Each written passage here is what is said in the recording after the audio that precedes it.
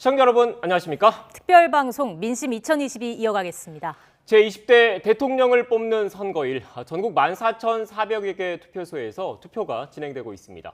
확진자와 격리자는 오후 6시부터 투표가 가능한데요. 잠시 뒤인 오후 1시부터는 사전투표율이 합산되면서 보다 정확한 투표율이 나올 것으로 보입니다. 네, 지금 중앙선거관리위원회와 투표소 두 곳에 YTN 취재기자들이 나가 있습니다. 차례로 연결해 보겠습니다. 자, 먼저 조수연 기자 어디에 나가 있습니까? 네, 저는 과천에 있는 중앙선거관리위원회 상황실에 나와 있습니다. 네, 부산 투표소에는 김종호 기자가 나가 있죠. 네, 부산 부암일동 제4투표소에 나와 있습니다. 네, 끝으로 나연우 기자는 광주 투표소죠. 네, 광주 첨단 이동 제10투표소에 나와 있습니다. 네, 그럼 먼저 조수연 기자가 현재 전국 투표 상황부터 정리해 주시죠. 네, 제20대 대통령을 선출하기 위한 투표가 현재 전국에서 순조롭게 이루어지고 있습니다. 오전 11시 기준으로 집계된 전국 투표율은 16%인데요. 12시 기준 투표율은 아직 집계되지 않고 있습니다. 일단 오전 11시 기준으로 보면은 지난 2017년 19대 대선 당시 같은 시간대 투표율인 19.4%보다는 낮은 수치이기는 합니다. 하지만 사전 투표율이 합산되지 않았다는 점 감안하셔야겠습니다. 이번 대선 사전투표율이 역대 최고치였던 만큼 합산 이후에나 정확한 비교가 가능합니다.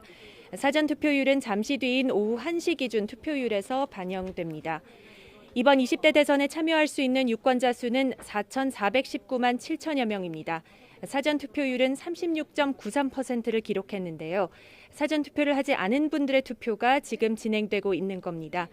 오늘 본투표는 주소지 관할 투표소에서만 할 수 있으며 신분증을 꼭 지참하셔야 합니다. 확진자와 격리자가 투표할 수 있는 시간은 일반 유권자 투표가 마감되는 오후 6시부터 7시 30분 사이입니다.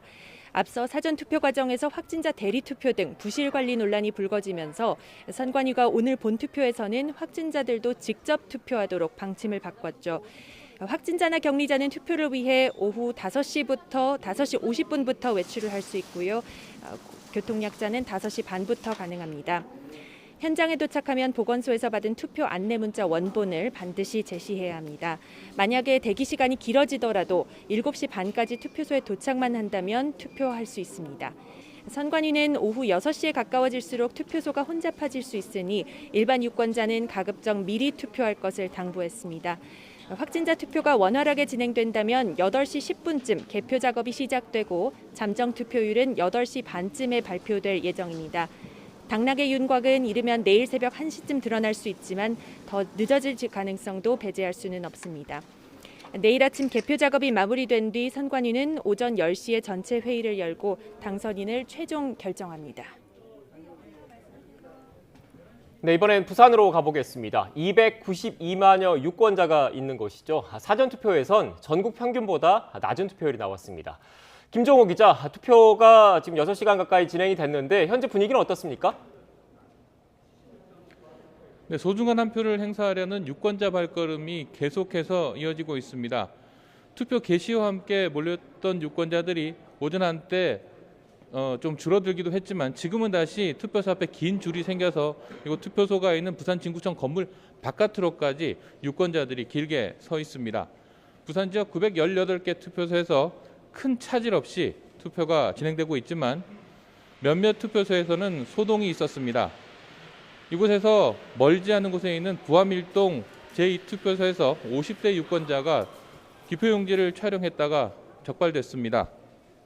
또 투표용지를 촬영하려던 유권자가 제지당한 사례도 나왔고 투표소 시설 등에 문제가 있다고 항의하는 유권자도 있었습니다.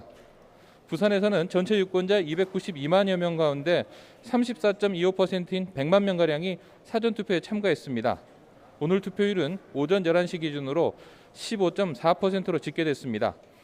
19.1%였던 지난 2017년 19대 대선 같은 시간대와 비교하면 3.7%포인트 낮습니다. 본투표율이 낮은 건 이번 선거 사전투표율이 높았던 것과 관련이 있는 것으로 보입니다. 실제로 부산에서 유일하게 20%대 사전투표율을 기록하며 가장 낮았던 기장군이 오늘 본투표에서는 가장 높은 투표율을 기록 중입니다. 역대 선거에서 부산 지역 투표율은 지난 2020년 21대 국회의원 선거 때 67.7%로 전국 평균보다 1.5%포인트 높았지만 2017년 19대 대선에서 76.7%로 전국 평균보다 0.5%포인트 낮았습니다. 부산 등 영남권은 국민의힘 후보 지지율이 높은 지역으로 분류됩니다. 따라서 민주당 후보가 이곳에서 얼마나 선전하는지는 이번 선거 결과를 가늠하는 중요한 잣대 가운데 하나로 꼽힙니다. 자, 그러면 이번엔 사전투표에서 높은 투표율을 보였던 호남으로 가보겠습니다. 나현우 기자, 투표는 순조롭게 이루어지고 있습니까? 네, 그렇습니다. 이곳 투표소도 6시간 가까이 순조롭게 투표가 진행되고 있습니다. 이 다소 투표소는 이 한산한 편이긴 하지만 그래도 투표를 하려는 유권자들의 발길이 끊이지 않고 계속 들어오고 있는 모습입니다. 이 오전 한때 투표 대기줄이 길게 늘어서기도 했는데요. 오전 11시 기준 전국 투표율은 16%입니다. 그런데 광주와 전라남북도는 이보다 조금 낮은 13%대 투표율을 기록하고 있습니다. 광주는 제가 나와 있는 투표소를 비롯해서 총 367곳에서 투표가 이루어지고 있습니다. 투표소 접근성을 높이기 위해 대부분 투표소를 1층이나 승강기가 설치된 곳으로 선정했습니다. 이번 대통령 선거 광주 지역 유권자는 모두 120만 8천여 명입니다. 광주 인구가 144만여 명이니까 광주 시민 83%를 차지하는 셈입니다. 전남은 22개 시군에 862개 투표소, 전북은 14개 시군 611개 투표소에서 투표가 진행되고 있습니다. 지난 사전투표에서 호남 지역, 그러니까 광주와 전남, 전북 투표율은 다른 지역보다 높았습니다. 전국 사전투표율이 36.9%로 나타났는데요. 그에 비해 전남은 51.4%로 유례를 찾아볼 수 없을 만큼 높은 투표율을 기록했습니다. 전라북도도 48.6%로 투표율이 아주 높았고요. 광주는 48.3%로 전국 광역시 가운데 가장 높은 투표율을 나타냈습니다. 사전투표율 1, 2, 3위를 모두 호남에서 차지한 건데요. 호남 유권자 2명 가운데 1명 꼴인 높은 사전투표율이 높은 최종 투표율로 이어질지도 관심입니다. 네, 지금까지 투표소 상황 알아봤습니다. 세 분 모두 수고하셨습니다. 네, 지금 앞서 취재기자 통해서 전해드린 것처럼 이 시각 현재 전국에서 투표가 원활하게 진행되고 있죠? 네, 그렇습니다. 그럼 이 시각 전국 투표율 좀 더 자세하게 살펴보겠습니다. 네, 지금 이 시각 투표율입니다. 전국 기준 20.1%를 기록하고 있습니다. 앞서 말씀드렸던 것처럼 사전투표율은 아직 포함되지 않은 수치입니다. 자, 그럼 권역별로 투표율을 자세히 들여다보겠습니다. 먼저 수도권입니다. 서울 19.3%, 경기 21.1%, 인천 19.9% 투표율 보이고 있습니다. 네, 이어서 충청권으로 가보겠습니다. 대전 20.8%, 충남 21.2%, 충북은 20.6%, 세종은 14.3%를 기록하고 있습니다. 이어서 경남권 보겠습니다. 부산 지역 19.9%, 울산은 20.1%, 경남 20.7% 보이고 있습니다. 네, 경북권도 살펴볼까요? 대구 지역은 23.5%, 경북은 20.6%의 투표율을 기록하고 있습니다. 이어서 호남권 투표율입니다. 광주는 유권자의 16.6%, 전남 16.4%, 전북은 17.1%가 투표에 참여해 주셨습니다. 네, 마지막으로 강원, 제주권 투표를 보겠습니다. 강원 지역 20.6%, 제주는 21.1%의 투표율을 기록하고 있습니다. 네, 이렇게 전국 각지에서 투표가 한창입니다. 투표 열기가 높아지면서 투표소 앞에서 인증사진을 찍는 이른바 인증샷도 인기죠. 네, 그렇습니다. 시청자 여러분들께서 YTN에 보내주신 인증샷들 함께 모아봤습니다. 보시겠습니다. 네, 하나 되는 대한민국, 투표는 행복, 남규랑 사전투표 이렇게 사전투표 인증샷까지 좀 함께 보내주셨네요. 다음 사진도 좀 보여주시죠. 네, 소중한 한 표 꼭 투표합시다라고 보내주신 분들도 있었고요. 고등학교 3학년 첫 대선 투표라면서 의미를 또 부여를 해주셨습니다. 또 제가 지지한 후보가 꼭 당선되었으면 좋겠습니다라고 보내주신 분도 있었네요. 네, 국민의 한 사람으로서 미리 사전투표했다 이렇게 사전투표 인증샷을 보내주신 분도 있고요. 네. 살기 좋은 나라 부탁드린다. 아무래도 앞으로 5년 동안 대한민국을 이끌어 나갈 지도자를 뽑는 선거이기 때문에 지도자에 대한 바람도 지금 담겨 있습니다. 그리고 가위바위보 내시는 분이 이기겠네요라는 이렇게 재밌는 인증샷을 보내주신 분도 계시네요. 자, 투표합시다. 온 가족이 투표를 완료했다라고 보내주신 분들도 있었고요. 24살 취업준비생 봉화군에 거주하는 분께서도 투표 인증샷을 보내주셨습니다. 일자리도 많이 공급해 주셨으면 합니다라는 바람도 보내주셨습니다. 네, 처음으로 아빠랑 투표했다 이렇게 가족과 함께 인증샷을 보내주신 분도 계시고요. 우리 모두 국민의 소중한 한 표, 주권을 행사합시다라고 투표를 독려하시는 분도 계셨습니다. 지금 보시면 맨 마지막에 또 예쁜 딸과 투표 인증샷을 보내주신 분도 계시는데 이렇게 그 투표를 하시고 나서 인증사진을 YTN에 보내주시는 방법이 있죠. 좀 소개를 해주실까요? 네, 휴대전화 메시지 샵 0240번입니다. 돈이 들지 않습니다. 무료로 참여를 하실 수 있습니다. 이렇게 여러분의 참여로 YTN의 뉴스가 만들어지고 있으니까요. 많은 참여 기다리고 있겠습니다. 네, 앞서 이렇게 인증 사진도 보여드렸는데 20대 대선 결전의 날이 밝았습니다. 앞으로 5년 동안 대한민국의 국정을 책임질 다음 대통령이 결정됩니다. 여야 대선 후보들 마지막까지 마음을 다해서 국민에게 한 표를 호소했습니다. 네, 청와대가 보이는 YTN 광화문 스튜디오 연결해서 이번 대선 상황을 정리해 보겠습니다. 박광렬 앵커 나와주시죠. 네, 2달 뒤 청와대의 주인은 누가 될까요? 광화문 현장 스튜디오에서 이 대선 관련 소식 정치부 권민석 기자와 함께 전해드리고 있습니다. 자, 권 기자, 지금 조금 전 얘기했지만 낮 12시 기준 전국 투표율이 지금 20.1%, 이게 사전 투표가 합산되지 않은 수치니까 더 높아질 텐데, 자, 여야 후보가 어젯밤 12시까지 누구보다 치열한 시간을 보냈고 지금은 이제 휴식을 취하면서 민심의 준엄한 판단을 이제 지켜보는 상황인데요. 자, 선거운동 마무리한 후보들의 각 메시지부터 좀 정리를 해볼까요? 네, 어젯밤 12시까지 민주당 이재명 후보, 정의당 심상정 후보는 각각 홍익대 앞에서 마지막 유세를 펼쳤습니다. 국민의힘 윤석열 후보는 강남역에서 마지막 유세를 했는데 후보별로 확연하게 메시지도 갈렸습니다. 먼저 이재명 후보는 난타전을 주고받은 윤석열 후보를 향해 누가 당선되든 마음을 모아서 미래로 나가자 이렇게 호소했고요. 윤석열 후보는 강남역에 모인 청년들을 향해서 청년이 좌절하지 않는 나라를 만들겠다고 강조했습니다. 또 심상정 후보는 누구를 반대하거나 싫어서 찍는 표로는 현실을 바꿀 수 없다면서 마지막까지 소신 투표를 강조했습니다. 차례로 들어보겠습니다. 흔쾌히 인정하고 그때부터 새로 당선되는 이 나라의 리더와 함께 서로 차이를 넘어서서 같은 것들을 더 많이 들여다보고 우리가 똑같은 대한민국의 국민이라는 생각을 가지고 합심하고 통합해서 우리 미래로 나아가면 좋겠습니다, 여러분. 여러분이 우리 나라의 미래입니다. 여러분이 좌절하시면 우리 대한민국의 미래가 없습니다, 여러분. 힘내십시오. 저도 모든 걸 다 바쳐서 청년들의 꿈이 좌절되지 않게 하겠습니다, 여러분. 제3지대에 확실한 대안을 키워야겠다. 저는 이런 소신정치의 열망이 투표율을 끌어올리고 있다고 생각하는데 여러분 동의하십니까? 누구를 반대하는 한 표, 누가 싫어서 찍는 표는 절대 나를 지킬 수가 없어요. 대한민국을 바꿀 수가 없어요. 네, 후보들의 마무리 유세 발언 들어봤고요.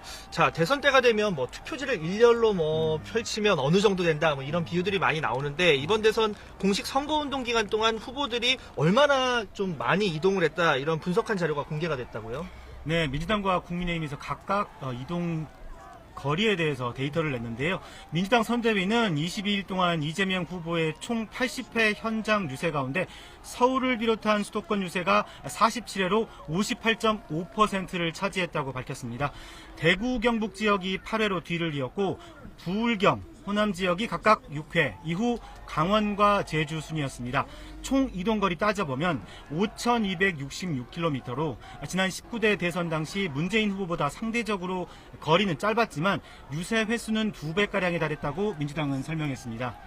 반면 국민의힘 윤석열 후보의 96차례 현장 유세 중 인천과 경기가 26회, 서울이 16회로 절반가량인 42회가 역시 수도권에 집중됐다고 국민의힘은 밝혔습니다. 또 대구 경북이 15회, 부산, 울산, 경남이 14회였고 호남도 5회로 지난 대선 때 한 번보다 크게 늘었다고 설명했습니다. 이동 직선 거리를 합하면 6,392km, 만리장성 길이와 같았다고 표현했습니다. 정작 심상정 후보는 유세기간 데이터를 별도로 발표하지는 않았지만 두 후보 못지않게 전국을 누비면서 간절하게 한 표를 호소했습니다. 네, 박 기자, 그 선거철만 되면 날씨와 투표율의 상관관계가 있다 없다 이런 갑론을박이 벌어지는데요. 현재 체감 온도 한 15도 정도로 다소 좀 따뜻하게 느껴지는데 오늘 날씨 투표에 영향을 줄까요? 네, 15도보다는 지금 좀 추워 보이긴 하는데, 자, 이번 대선 워낙 이 박빙의 승부다 보니까 뭐 작은 변수, 이런 날씨 변수도 결과에 좀 영향을 줄 수 있지 않을까 해서 더 관심이 큰 것 같습니다. 저희가 많이 인용하는 미국의 연구부터 좀 보자면요. 자, 이 악천후가 공화당, 그러니까 미국으로 치면 좀 보수 정당인데, 이 브래드 고메스 미 조지아대 조교수가 이 악천후가 공화당이 더 유리하다 이렇게 밝힌 자료가 있어요. 뭐 날이 나쁘면 아무래도 정치 저관여층이 투표를 포기하게 되고, 이 저관여층 가운데 미국의 경우에는 미국 민주당 지지하는 경향이 더 크다 이런 이유 때문인데, 물론 이 투표가 뭐 날씨와 별 크게 관계가 없다 이런 분석도 있습니다. 다음으로 보면, 자, 뭐 직선제 이후 우리나라 12월 대선 가운데 가장 추웠던 게 지난 2012년 대선이었거든요. 당시에 전국 평균 영하 6.9도였는데 그런데 실제 투표율은 75.8%였습니다. 뭐 평균 기온이 영상이었던 직전 두 차례 대선보다 오히려 투표율이 높았거든요. 그러니까 이 선거 관심도 그리고 양상 뭐 얼마나 박빙인지 또 중요성 뭐 이런 부분에 따라서 이 날씨와 투표율 사이의 영향이 그때그때 좀 다르다 이런 반증이 될 것 같습니다. 자, 뭐 지난 4일 그리고 5일 대선 사전 투표율이 뭐 역대 최고를 기록했죠. 뭐 여야의 유불리 이제 득실 계산도 참 분주했는데 이 부분은 좀 어떻게 정리를 할 수가 있을까요? 네, 저는 아직 사전투표에는 참석하진 않았지만 예. 지난 4일에서 5일까지 진행된 사전투표율 36.93%로 역대 최고를 기록했습니다. 여야는 서로 단일화 역풍이다, 아니다, 정권교체 여론이 결집한 거다, 동상이목의 해석을 내놓고 있습니다. 예전에는 사전투표율이 높으면 민주당에 유리하다는 분석이 있었는데 이제는 더는 통용되지 않습니다. 코로나 영향 탓에 투표가 분산된 것도 있고 사전투표가 정착하면서 더 많은 유권자가 참여하는 경향도 생겼습니다. 이 단지 높은 사전투표율만으로 여야의 유불리를 따지기는 쉽지 않고 오늘 투표함을 열어봐야 당락을 가늠할 수 있을 것으로 보입니다. 네.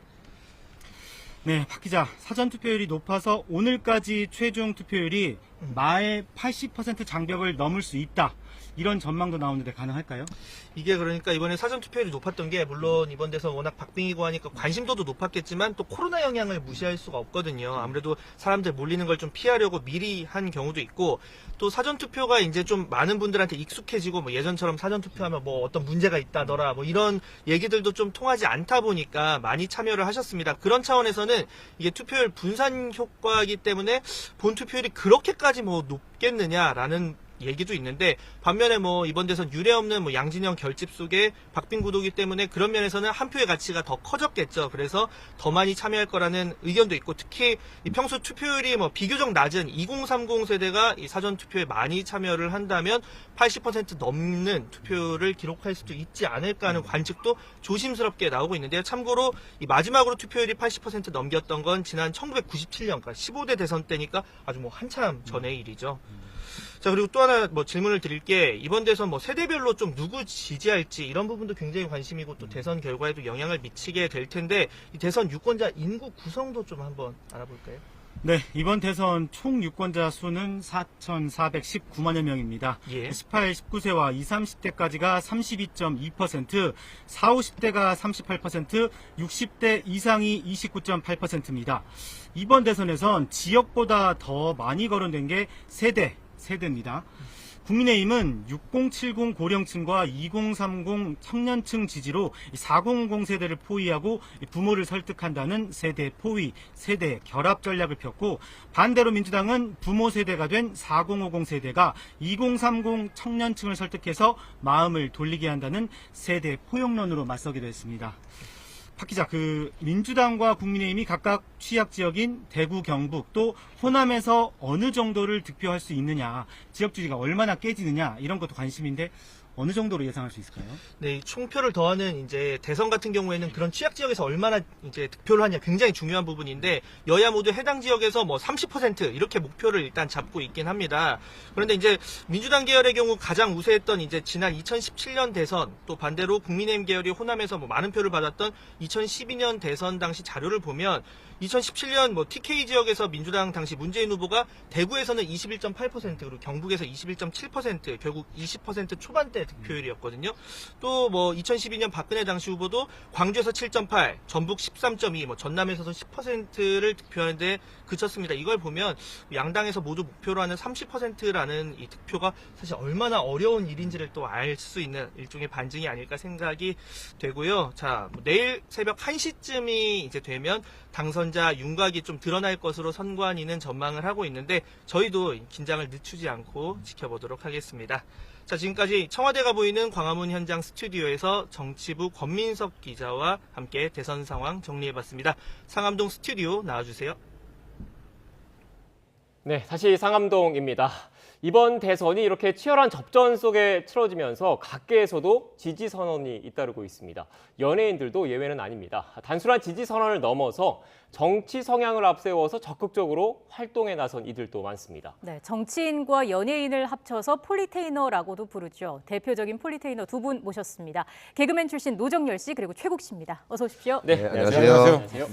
자, 먼저 두 분의 정치 성향을 모르는 시청자분들도 계실 테니까요. 각자 어떤 대선 후보를 지지하는지 그리고 그 이유까지 간략하게 설명을 해주실까요? 예, 우리 앵커께서 개그맨 출신 노정열이라고 했는데 현재도 개그맨 하고 있고요. 예, 물론 개그맨 출신으로서 저는 폴리테이너라고 불리기 전에 소셜 디자이너라고 이제 사회적인 이슈에 대해서 발언을 수년간 해왔고요. 저는 현재 대선에서는 33년 동안 사법시험 합격한 후에 시민들과 함께 시민운동을 해오시고 또 11년 동안 성남시장으로 경기도지사로 11년 동안 굉장히 성과를 낸 그래서 일 잘하시는 분 같고 그래서 우리 국민들께 살림살이를 맡겨도 될 것 같아서 저는 이재명 후보를 응원합니다. 네, 최국 씨도 말씀해 주시죠. 예,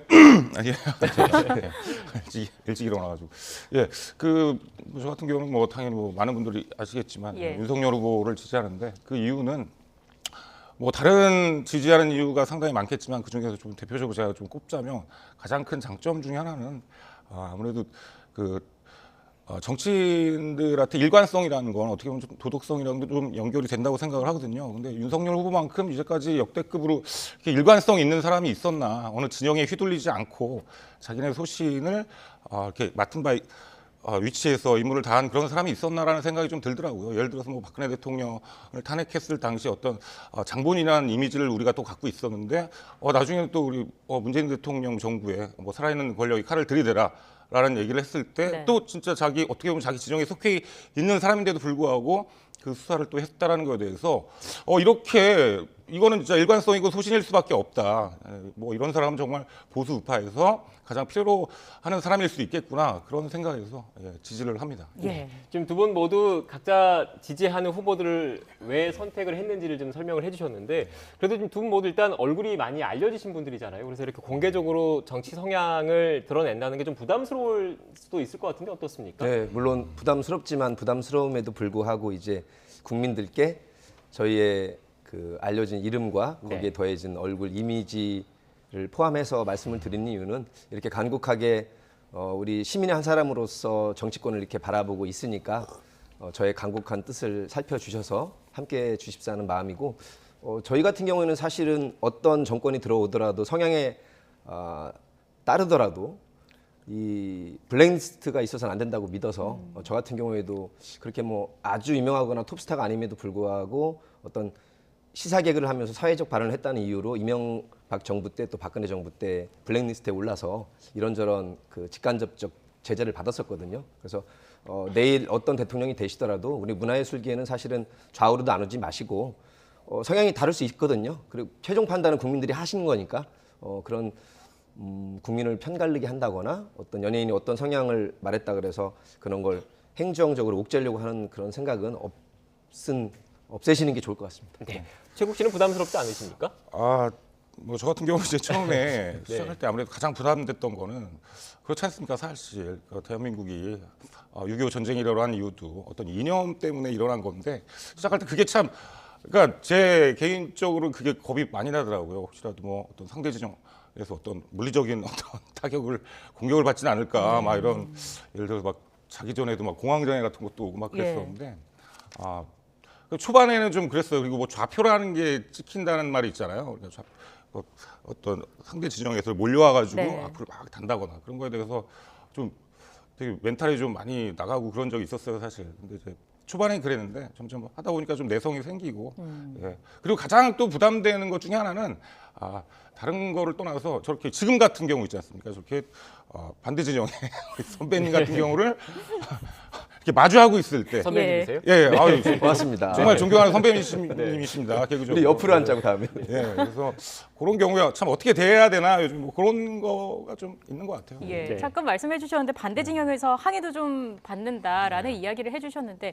좀 곤란했던 일이 있을까요? 또 에피소드가 저는 있을까요? 그 개그맨 데뷔할 때부터 성대모사를 중심으로 한 시사 풍자를 중심으로 했기 때문에 26년째 그렇게 해오고 있는데 한 목소리를 내온 지가 한 20여 년째 되다 보니까 초창기에는 그런 반대나 거센 뭐 격렬한 반대 혹은 댓글도 있었는데 요즘에는 제가 어떤 성향인지 아시는 분들이 많이 알아서 그렇게 거칠게는 안 하시고 제가 또 우리 최국 씨처럼 직접 유튜브를 운영을 하지 않고 저는 이제 각종 유튜브에 나가서 진행이나 패널을 하는 입장이라 그리고 공중파에서도 진행을 할 때는 이 생방송도 마찬가지지만 제가 어떤 성향이 있다 그래서 보시는 시청자들이 불편할 정도로 편향적으로 성향을 드러내면 안 된다고 생각해서 제가 이제 진행을 할 때 50분이면 양쪽 패널들 혹은 오신 분들이 거의 시간 배분이 비슷할 정도로 배분을 하고 질문이나 톤 조정 같은 경우에도 중립적이고 공정하게 진행을 하다 보니까 최근에는 저한테 뭐 그러려니 하지 저한테 거센 댓글이나 이렇게 항의하시는 분은 거의 없습니다. 다행히도. 네.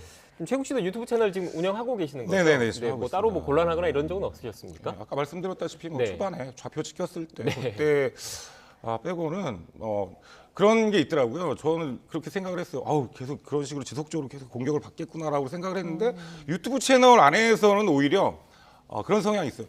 그러니까 예를 들어서 뭐 보수들은 보수 성향의 채널을 주로 보고 그리고 반대 진영 뭐 진보 진영에서는 진보 채널만 보는 그런 경향이 있더라고요. 그래서 각자 자기 거를 보는 경향이 있어서 지금은 뭐 그런 불편한 점이 없죠. 유튜브 채널에서는 좀 더 지지를 받고 계신다라는 거고요. 네, 그렇습니다. 그리고 제가 그런 이유를 좀 생각을 해본 결과가 제가 이렇게 욕을 점점 안 먹고 있다는 이유가 과연 무엇일까를 생각해봤을 때 그렇게만 말씀드리겠습니다. 알겠습니다.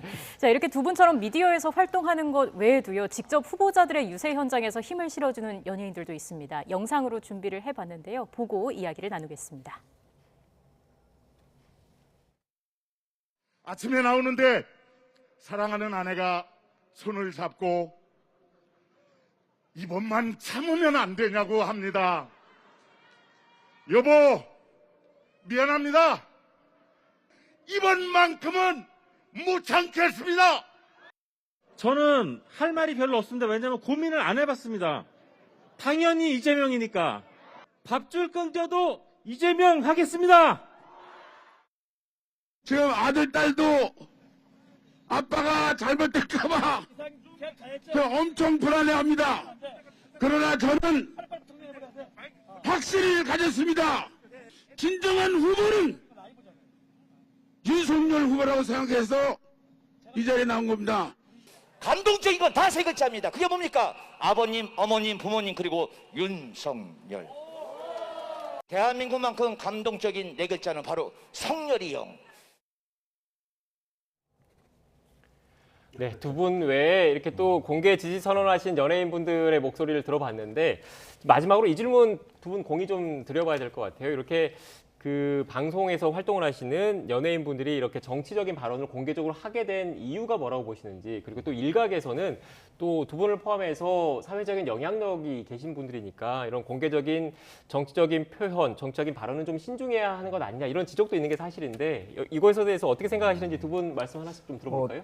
신중해야 된다는 말씀 맞고요. 저희가 사실은 그냥 유튜브를 하거나 저희가 유세 현장에 오르고 SNS에 말씀을 드리는 것 같아도 그렇지 않습니다. 저희가 잘못 설화에 휩싸일 경우에는 저희의 연예인 생명이 끝날 정도로 위기감도 감지하면서 하거든요. 그러나 헌법에 나와 있는 주권자의 한 사람으로서 국민께 메신저와 스피커 역할을 하는 데 도움이 된다면 그렇게라도 하고 싶은 마음이 끌어오를 때 한두 말씀 올리는 것이기 때문에 저희가 정말 어집지 않게 잠깐 생각하는 걸 해서는 안 되고요. 저희도 계속 공신력을 가질 수 있도록 늘 근거를 고민하고 또 팩트 체크하고 있습니다. 네.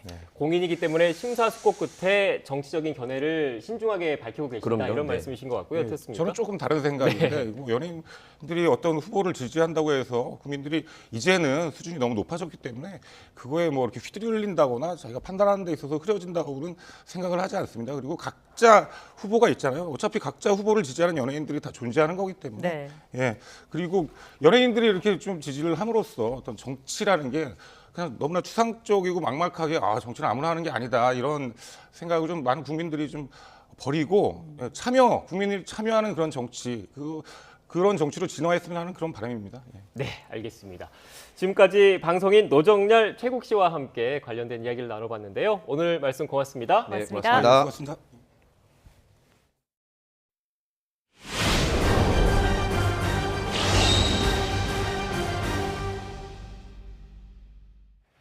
네, 뚜껑은 열어봐야 알겠지만 이번 20대 대선은 박빙 승부로 흐를 거라는 전망이 우세합니다. 헌정사상 처음으로 대통령 선거에 투표하는 만 18세 청소년 등 10대 유권자의 표심이 변수 가운데 하나로 꼽히고 있습니다. 김경수 기자가 전해드립니다. 2019년 선거법 개정으로 투표 연령이 낮아진 뒤에 치러지는 첫 대통령 선거. 이번 대선에서는 처음으로 고3 학생 등 만 18세 유권자들이 자신의 손으로 대통령을 뽑게 됩니다. 지난달 기준으로 만 18세와 만 19세 인구는 각각 49만 명 정도 되는데요. 이번에 첫 대선 투표를 하게 될 10대 유권자는 모두 98만 명으로 100만 명에 육박을 합니다. 이 98만 표 어느 정도인지 감이 잘 안 오실 수도 있을 텐데요. 과거 선거 결과를 좀 볼까요? 역대 가장 적은 표 차이를 기록했던 지난 15대 대선, 단 39만 표로 승부가 갈렸습니다. 바로 그 다음인 16대 대선에서도 1위 후보와 2위 후보의 표 차이는 57만 표에 불과했습니다. 접전으로 평가되는 지난 18대 대선도 108만 표 차이였다는 점을 생각해 본다면 10대 유권자들의 중요성은 클 수밖에 없습니다. 10대 유권자는 선거에 대한 관심도 높은 편입니다. 지난 총선에서 10대들의 투표율은 보시는 것처럼 각각 67.4%와 68%를 기록하면서 전체 평균 투표율 66.2%를 웃돌았습니다. 이렇다 보니 정치권도 10대 표심 잡기에 공을 들이는 모습입니다. 아예 고등학생을 공동 선거대책위원장으로 임명하거나 선대위 출범식 같은 중요 행사 때 연설주자로 내세우기도 했습니다. 치열한 접전이 예상되는 이번 대선, 새내기 유권자들의 마음은 어디로 향할지 관심이 쏠립니다. YTN 김경수입니다. 이전 대통령들은 대부분 국회의원을 지내면서 정치적으로 성장해왔습니다. 특히 오늘 국회의원 재보궐선거가 치러지는 서울 종로에서의 당선은 단번에 정치적으로 성장하는 계기가 되기도 했습니다. 정치 1번지 종로를 거쳐간 대통령은 누가 있을까요? 유다원 앵커가 가상청와대에서 전해드리겠습니다. 네, 국무회의가 열리는 세종을 앞 복도입니다. 역대 대통령 11명의 초상화가 걸려 있는데요. 문재인 대통령이 오는 5월 임기를 마치게 되면 모두 12명이 됩니다. 청와대에 들어오기 전 이들이 했던 일은 무엇이었을까요? 역대 대통령 가운데 법조인은 문 대통령을 포함해 2명이었습니다. 군인이 3명이었고요. 그리고 사업가와 관료가 각각 1명씩 있었습니다. 그렇다면 가장 많은 직업은 무엇일까요? 바로 정치인입니다. 물론 앞서 소개한 전 대통령들 가운데도 정치에 입문한 뒤 당선된 경우가 있었지만 일찌감치 정치에 몸을 던진 이들이 5명으로 가장 많았습니다. 정치인 출신은 물론 전직 대통령 대부분 국회 입성 경험이 있습니다.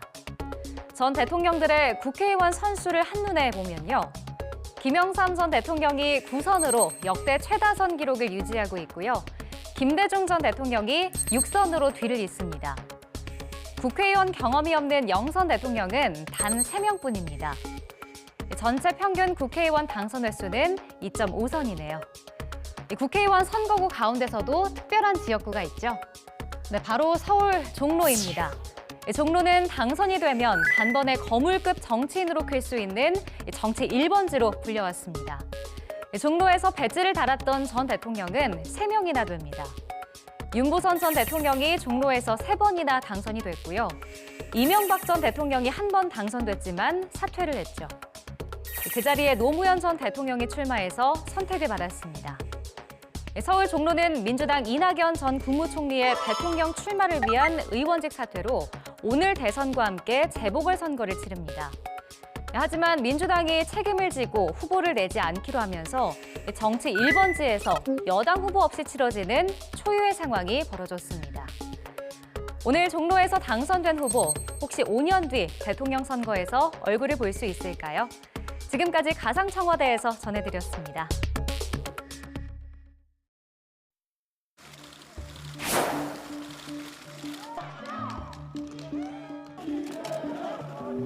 저는 우리 국민들께서 현재 부여해 주신 역할에 최선을 다하도록 하겠습니다. 우리 사회가 오랜 세월 쌓아 올린 상식과 정의가 무너지는 것을 더 이상 지켜보고 있기 어렵습니다.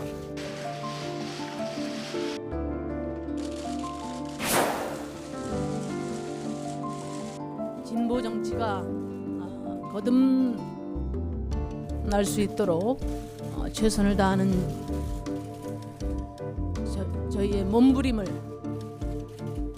애정을 갖고 지켜봐 주시기를.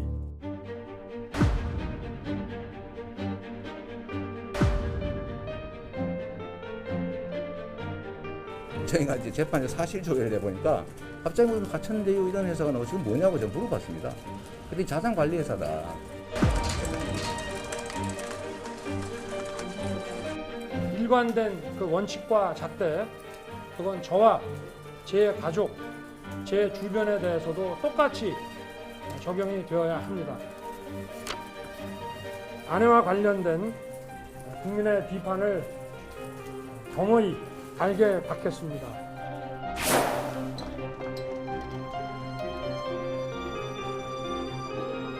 다음 세대 진보가 심상정의 20년을 딛고 당당하게 미래 정치를 열어갈 수 있도록 저의 마지막 소임을 끝까지 완수하겠습니다.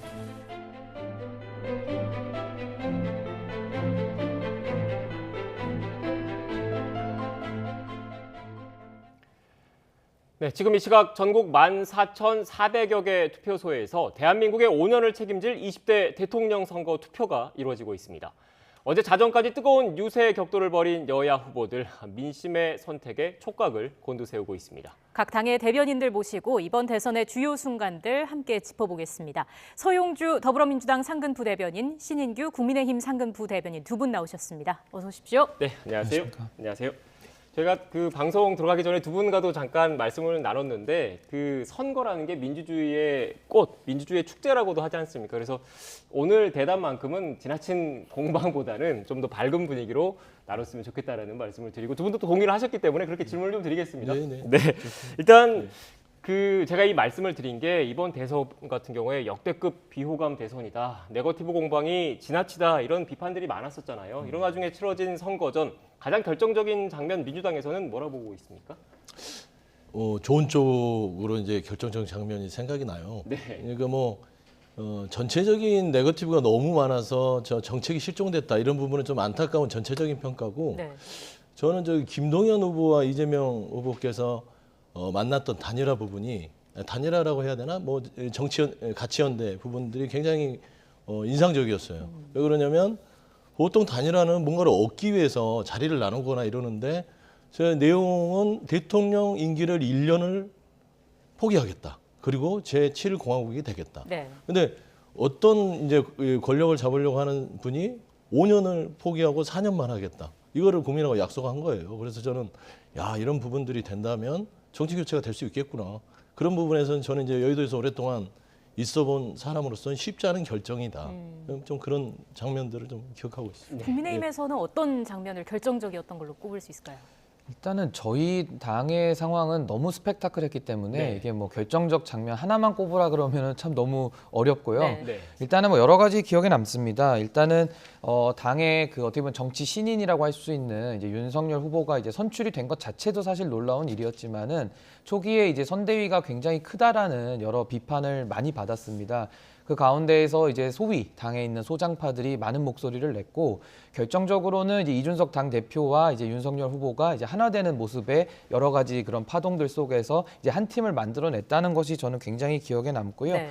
그리고 이제 윤석열 후보가 아마 그 정치 신인으로서 얼마만큼 이 정치 생태계에 잘 적응을 할 것이냐라는 이제 주변에 많은 우려들이 있었는데 그 선거운동 보시면 아시겠지만 굉장히 노련해 보입니다. 그리고 부산에서도 그런 소위 말하는 그 어퍼컷 세리머니라는 걸 통해서 여러 그 정치권에 신선한 그런 영향을 주셨는데 뭐 이런 것들을 종합적으로 고려해 봤을 때 하여튼 이번 대선은 국민 여러분들께서는 참 많이 좀 비호감 대선이라는 그런 평가를 받았기 때문에 저도 정치권에 있는 한 사람으로서는 송구스럽지만은 또 대한민국의 미래를 열어갈 그런 지도자를 뽑는다 이렇게 생각이 듭니다. 네. 지금 두 분 모두 결정적인 장면을 꼽아주셨는데 사실 이번 선거 네거티브 공방도 많고 비호감 대선이라는 비판도 많았지만 프레임과 관련해서도 이런 얘기가 나왔어요. 그러니까 정치 교체냐, 정권 교체냐, 정권 교체냐, 정치 교체냐 이렇게 좀 크게 좀 대립을 한 것 아닌가 싶다는 생각도 좀 드는데 지금 그래픽으로 나가고 있지만 민주당에서 내건 거는 정치 교체, 결국 정치 상황 이런 권력 구조 자체를 변화시켜야 된다, 바꿔나가야 된다 이런 그 주장을 계속 하고 계시는 거죠? 네, 저는 매우 중요합니다. 네. 이 정권 교체라는 거는 권력의 교체를 통해서 뭔가 좀 나한테 맡겨놓으면 잘할 거야 이 정도 주장이지만 정치 교체는 아예 프레임 자체를 바꿔버리는 거죠. 뼈대를. 왜냐하면 그동안 대한민국 정치사가 너무 힘들었던 건 양당으로 나뉘어서 계속 정쟁과 정쟁을 통해서 너무 소모적인 거를 시간을 보내왔어요. 그러니까 결국 국민들께서 정치 혐오가 생기고 거기에 대해서 정치 혐오가 생기니까 불신이 생기고 그러다 보니까 정치인들이 결국 생산적인 일들을 못 해왔다. 그러면은 솔직히 그 피해를 입는 부분들은 뭐 자리를 하나 얻고 뭐 국회의원이 하나 당선되고 뭐 대통령이 되고 이런 부분들은요 당의 문제죠. 제일 중요한 거는 국민들이 그 피해를 고스란히 당하니까 그게 문제다. 그래서 이제 이번 대선을 통해서 말하자면 저희가 제일 의석수가 많은 민주당임에도 불구하고 이걸 모두 내려놓고 다당제로 그다음에 결선 투표, 대통령 임기도 4년으로 줄이고 이런 전체적인 부분에 있어서 좀 새로운 정치의 큰 틀을 바꾸자. 이런 부분에선 국민 통합을 주장했던 겁니다. 그래서 국민의힘이 안 들어 좀 아쉽기는 하지만 저는 기회를 국민들께 주신다면 꼭 정치 교체를 통해서 민생을 돌보는 큰 정치 패러다임을 바꾸는 기회가 됐으면 좋겠다. 좀 그런 말씀 드리고 싶습니다. 반면에 예. 윤석열 후보는 현 정부의 실책을 계속해서 좀 지적을 하고 있습니다. 정권 바꿔야 한다라는 거죠.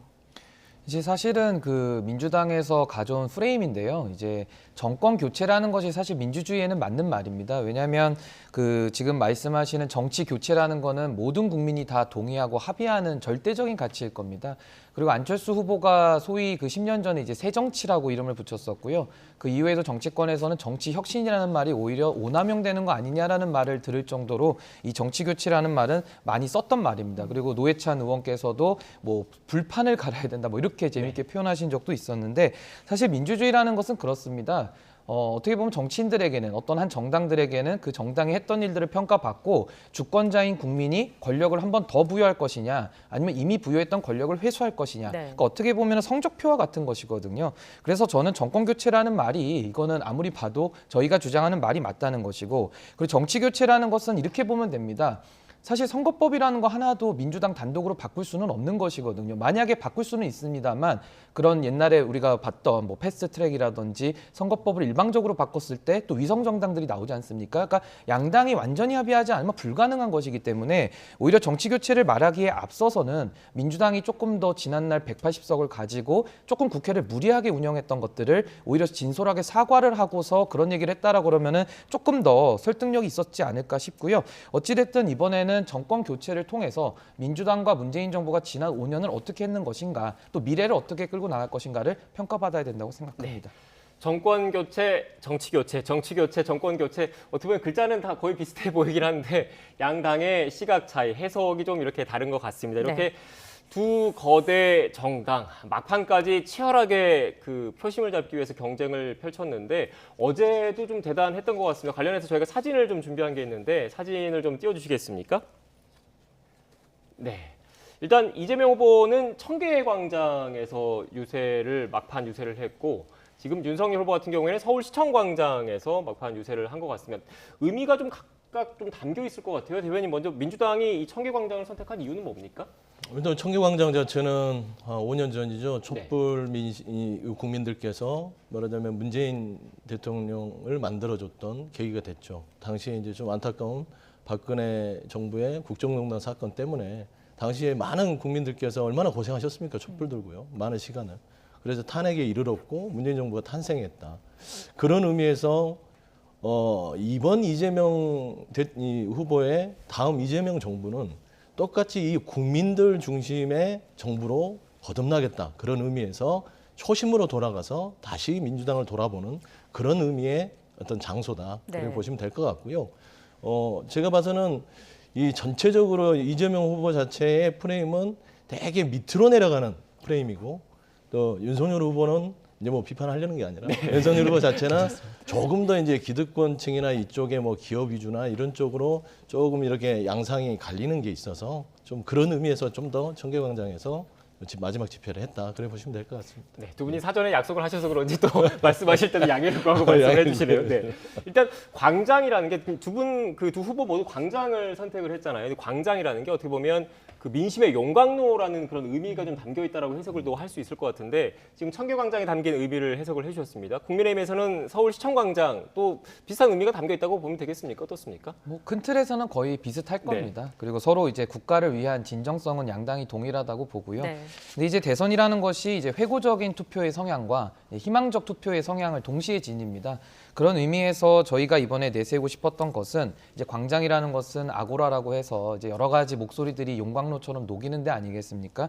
그래서 그런 목소리를 좀 듣겠다라는 그런 의미도 있다고 봅니다. 아무래도 지난 문재인 정부 저희가 5년 동안 야당에서 가열차게 좀 비판했던 부분들이 옳지 않은 방향으로 갈 수 있거든요. 그래서 야당이 존재하는 것이고 야당의 목소리를 반영해서 그 방향에 대한 수정을 했으면 얼마나 좋겠습니까? 결국 국민들을 다 위한 것인데 그런 부분이 많이 부족했다는 점을 저희가 지적하면서 이제 아무래도 이런 좀 소통의 의미로 잡은 것 같고 또 하나는 아무래도 그 다들 국민 여러분들께서 기억하시겠지만 대한민국이 국민 통합하기 참 어렵지 않습니까? 진영으로 많이 나눠져 있는데 우리가 국민 통합이 됐던 적이 있죠. 2002년도에 그 사광 신화라고 하는 소위 그 레드 거기에서 저희가 그 빨간색으로 다 온 국민이 빨간 옷을 입고 다녔던 기억이 있는데 뭐 저희 당 색깔도 공교롭게 또 빨간색이고 여러 가지 그런 화합적인 그런 의미도 좀 있지 않겠나 저 그렇게 생각합니다. 예, 저희가 화면을 통해서 어제 모습 보여드리고 있는데 마지막 열기가 굉장히 뜨거웠습니다.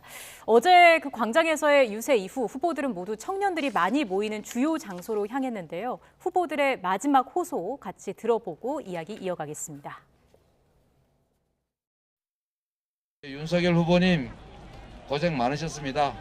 그리고 중요한 거 우리 윤 후보님보다도 더 많은 열정을 가지고 온 정성을 다했을 우리 윤석열 후보님의 지지자 그리고 다수의 대통령 후보 그리고 후보의 지지자 여러분들 정말 고생하셨고 위로 말씀을 드립니다. 애썼습니다.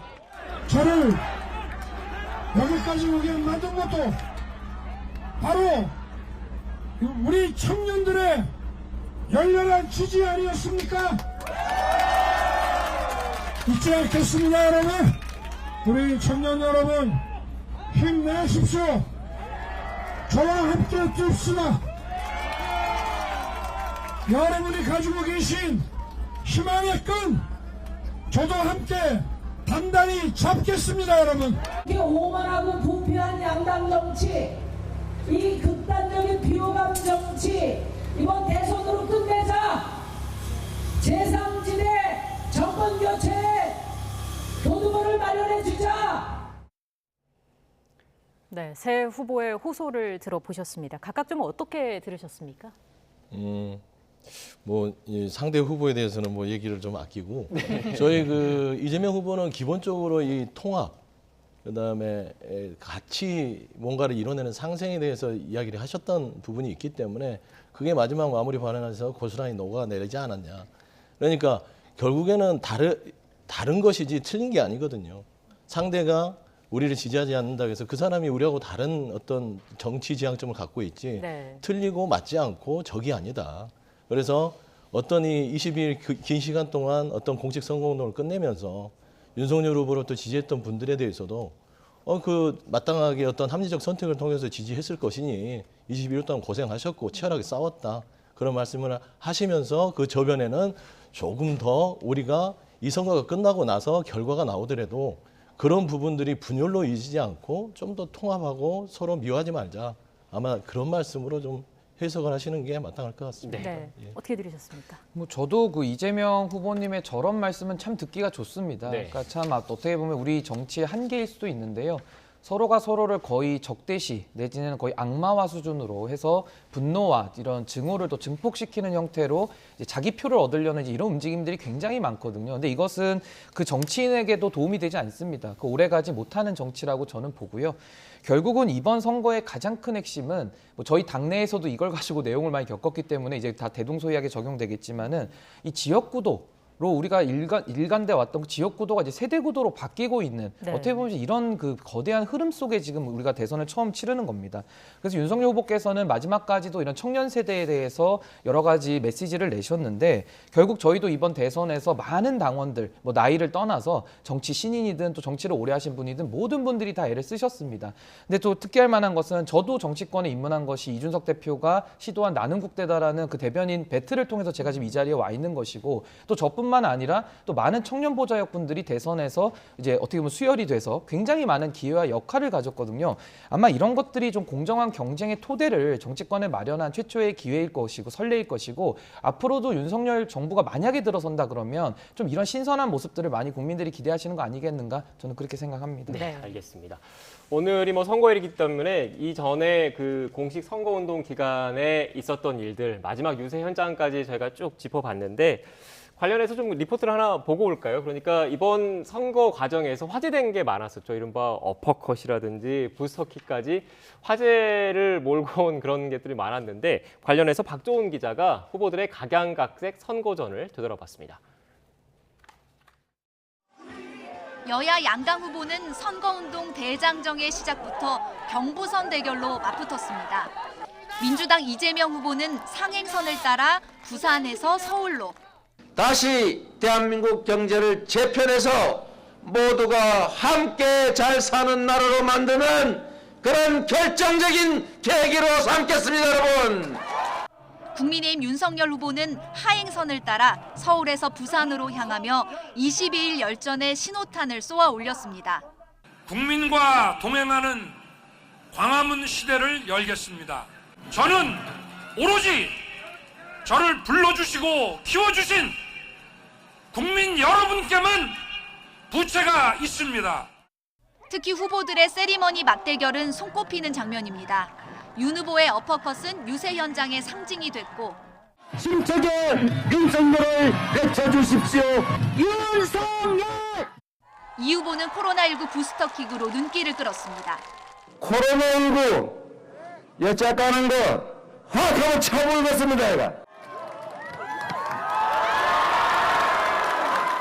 정의당 심상정 후보는 전태일의 풀빵 정신을 담은 붕어빵 모자로 유세전에 뛰어들었습니다. 세계 12선진국인 나라에서 이렇게 장시간 저임금 노동을 강요하는 시대는 끝내도록 하겠습니다, 여러분. 지역 공약 대결도 흥미진진했습니다. 사투리로 민심을 파고드는가 하면 새로운 세상 만들 준비 됐습니까? 준비됐나? 됐나? 망가진 대구를 그야말로 단디해야 되는 선거입니다, 여러분. 단디하겠습니다. 충청에선 사위대 아들 격전도 벌어졌습니다. 이서방 이 후보는 큰절에 노래까지 부르며 장인 장모 표심에 다가갔고 천등산 박달재를 얽어남는 어린이만 아들 윤 후보는 충청을 뿌리로 내세우며 민심 쟁탈전을 벌였습니다. 제가 충청의 아들이고 공주의 아들 아닙니까, 여러분? 지난 22일 동안 전국을 누비며 각양각색 열띤 선거전을 벌인 후보들은 이제 민심의 선택만을 기다리고 있습니다. YTN 박조은입니다. 네, 후보들의 각양각색 선거전 모습 지금 박조은 기자가 정리를 해드렸는데 이렇게 이거 궁금해하시는 분들이 많으시더라고요. 지금 윤석열 후보 같은 경우에는 어퍼컷 그리고 이재명 후보 같은 경우에는 발차기 퍼포먼스 이거 어떻게 계획된 거냐 이게 궁금해하시는 분들 많던데 먼저 어퍼컷부터 할까요? 네. 이게 아마 그 부산 유세에서 네. 그 굉장히 그 많은 분들이 모여 있는 상태에서 네. 이제 사람이 좀 이게 흥분이 되거나 이제 또 그러다 보면 이런 좀 어떤 포즈들이 나오지 않습니까? 네. 그래서 아무래도 윤석열 후보께서 그런 약간 좀 자신감의 표현 내지는 좀 약간 흥분된 상태에서 나온 자연스러운 그런 포즈라고 보는데 네. 이제 이게 아무래도 좀 뭐 너무 이제 승리를 벌써 감지했느냐 이제 이런 비판도 있었기 때문에 이제 조금 자제할 필요도 좀 있었다고 저는 개인적으로 생각합니다만은 이것도 이제 여당에서 많은 공격을 또 받았었습니다. 예. 근데 또 저희가 했던 것이 많이 좋아 보였던지 아무래도 민주당에서도 어퍼컷에 대응하는 이제 발차기가 나와서 굉장히 흥미롭게 지켜봤습니다. 따라했다는 말씀이신 것 같은데요. 따라했다? 뭐 거기 인정할 수 없고 저희가 먼저 했다. 일단 뭐 네. 어퍼컷 뭐 이런 거 좋습니다. 네. 뭐 당연히 그 유권자들한테 정치가 서비스로서 뭐 어렵게 저기 나오셨는데 뭐 보여드리고 그리고 이제 이런 퍼포먼스 자체가요. 결국에는 선거 전략상은 보면은 이제 메시지하고 거의 묻어 있거든요. 네. 근데 저는 이제 윤석열 후보는 이 어퍼컷은 제가 봐서는 태도, 이미지, 내가 이렇게 자신감의 표현을 그렇게 하신 것 같고, 저 이재명 후보의 뭐 이제 발차기나 뭐 격파 이런 부분들은 이제 지금 코로나 이런 부분의 경제 위기를 격파하겠다, 뭐 부숴버리겠다 이런 의미에서 메시지를 주기 위한 퍼포먼스였다. 네. 제가 봐서는 저희 이재명 후보가 발차기 많이 안 했거든요. 근데 윤석열 후보는 어제까지 하시더라고요. 네. 이게 상대적으로 좀 체력적인 면에 있어서 소모가 덜했기 때문 아니겠습니까? 어떻습니까? 그리고 일단 저는 개인적인 감상평인데요. 저는 어퍼컷 이렇게 하는 모습이 뭐 굉장히 요즘 복싱이 많이 사라졌지 않습니까? 근데 옛날 그런 복싱을 저도 어릴 때 봤던 그런 것들이 좀 생각도 나면서 저는 좀 향수가 자극이 되고 좋아 보였습니다. 알겠습니다. 볼거리가 있었던 그런 대선 운동 기간이었고요. 이제 남은 건 최종 투표율입니다. 이번 선거에서 역대 그 최대 사전 투표율을 기록을 했는데 과연 이번에 80% 최종 투표율이 80%를 넘을 것인가 이 부분이 관심입니다. 어떻게 두 분께서 좀 전망을 하고 계세요? 사전 투표율은 역대 최고였죠. 예. 네. 37% 가까이 됐으니까요. 그런데 지금 현재 이제 투표 상황을 보니까 19대 대선 상황보다 좀 본투표는 낮더라고요. 예. 그래서 80을 넘기기는 좀 추세상을 보면 어려울 것 같고 사전 투표에서 이미 어느 정도 미리 하신 것 같아요.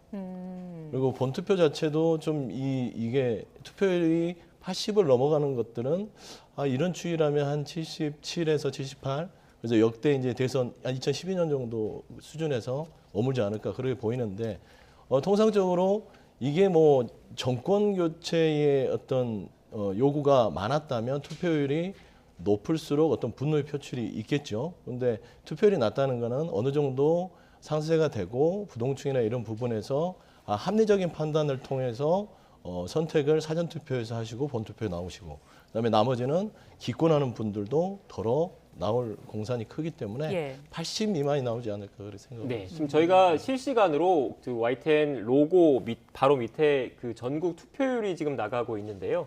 일단 오후 1시부터 사전 투표율이 집계가 돼서 통합 투표율이 나오기 때문에 그 이후부터 좀 더 정확한 투표율이 나올 것 같은데 지금 대변인께서 보시기에는 사전 투표를 제외하고 현재 본 투표일 당일날 투표율만 놓고 봤을 때는 80%는 좀 어렵지 않을까라고 좀 예상하시는 저는 높을 거로 보고 오전에 좀 한번 추이를 봤어요. 그랬더니 그러니까 사전 투표를 합산하지 않은 본 투표율이 보니까 한 3%에서 4% 정도가 좀 19대 대선보다 낮더라고요. 근데 통상 이 투표율 자체가요, 본 투표에서는 크게 튀지 않습니다. 왜냐하면 여기 지금 이제 공휴일로 지정돼 있기 때문에 이 추세면은 사전 투표하고 합산해서 거의 뭐 한 19대 대선 즈음 정도 나오지 않을까 그렇게 보고 있습니다. 네. 어떻게 예상하십니까?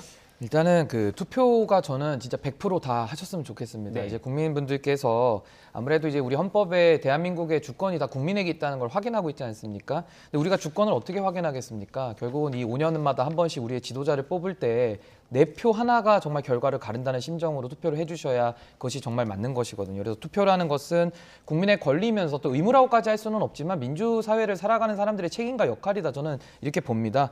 그래서 저는 이제 주권을 행사해 주시기를 바라는데, 아무래도 이제 저도 희망적으로는 이제 투표율이 높으면 높을수록 이제 저희 같은 야당에게는 훨씬 유리합니다. 그래서 저는 뭐 유불리를 일단 떠나서 아까 말씀을 드린 것이고, 현실적으로도 희망적으로는 뭐 한 85% 정도 됐으면 좋겠지만은 그거는 좀 희망적 사고에 저도 해당한다고 보고, 예. 정말 냉정하게 현실적으로 투표율을 한번 예측을 해보자면은 저희가 지난 대선, 그러니까 2017년 탄핵 대선이라고 할 수 있는데, 그 탄핵 대선은 상당히 정치가 과잉된 상태에서 이제 대선을 치른 것이거든요. 그리고 어떻게 보면 기대감이나 이런 게 더 높았을 겁니다. 그래서 그때 77%가 나왔다라는 것은 굉장히 저는 최고치라고 보고요. 이번에는 그거보다는 조금 못 미치는 한 75%에서 77% 사이, 그리고 코로나 영향도 좀 감안한다 그러면 조금 빠지는 것이 좀 상식적이지 않을까, 그렇게 냉정하게 평가는 해봅니다. 네, 지금 대변인께서 투표율이 높으면 야당한테 유리한 것 아니냐 이런 분석을 내주셨는데 반론도 있으실 것 같은데 어떻습니까?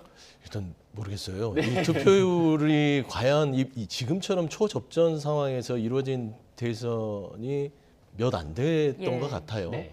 그렇게 봤을 때는 양 진영의 결집이 다 됐고, 그다음에 현재 이제 중도 부동층 자체도 두 후보에 대한 어떤 평가들이 여론조사 수치를 보면 비호감도가 높기 때문에 이거를 투표율이 높다고 해서 야당 유리할지 여당 유리할지 이거는 좀 관측하기가 어려울 것 같고요. 네. 이 초박빙 상태라고 봤을 때는요, 거의 투표율과 큰 영향은 없을 것 같다. 결국에는 지지층 결집이 어떻게 이루어지냐에 따라서 당락이 여야 간에 뭐 희비가 갈 것 같다. 네. 그래 보고 있습니다. 네, 예. 결국 개표가 되고 뭐 시쳇말로 뚜껑이 열리고 난 뒤에야 판단을 할 수 있다 이런 말씀이셨던 것 같고요. 지금 현재 한창 투표가 진행되고 있기 때문에 저희가 투표 방법을 다시 한번 좀 설명해드리는 시간을 좀 갖겠습니다. 특히 오늘 확진자와 그 격리자분들 투표를 하실 수가 있잖아요. 저희가 관련된 그래픽을 준비한 게 있는데요. 그래픽을 좀 띄워주시겠습니까? 네. 네, 코로나19 확진을 받으신 분들 그리고 격리되신 분들도 오늘 오후 6시부터 7시 반까지 투표를 하실 수 있습니다. 일반 유권자들이 투표를 마친 뒤에 같은 방법으로, 그러니까 같은 곳에서 투표를 하실 수가 있고요. 다음 그래픽도 좀 띄워주시죠. 네, 확진자 또는 격리자분들은 투표소로 이동할 때 도보 또는 자신의 차량, 방역 택시 등을 이용을 해야 되고요. 대중교통은 이용하시면 안 됩니다. 다음 그래픽도 보여주시죠.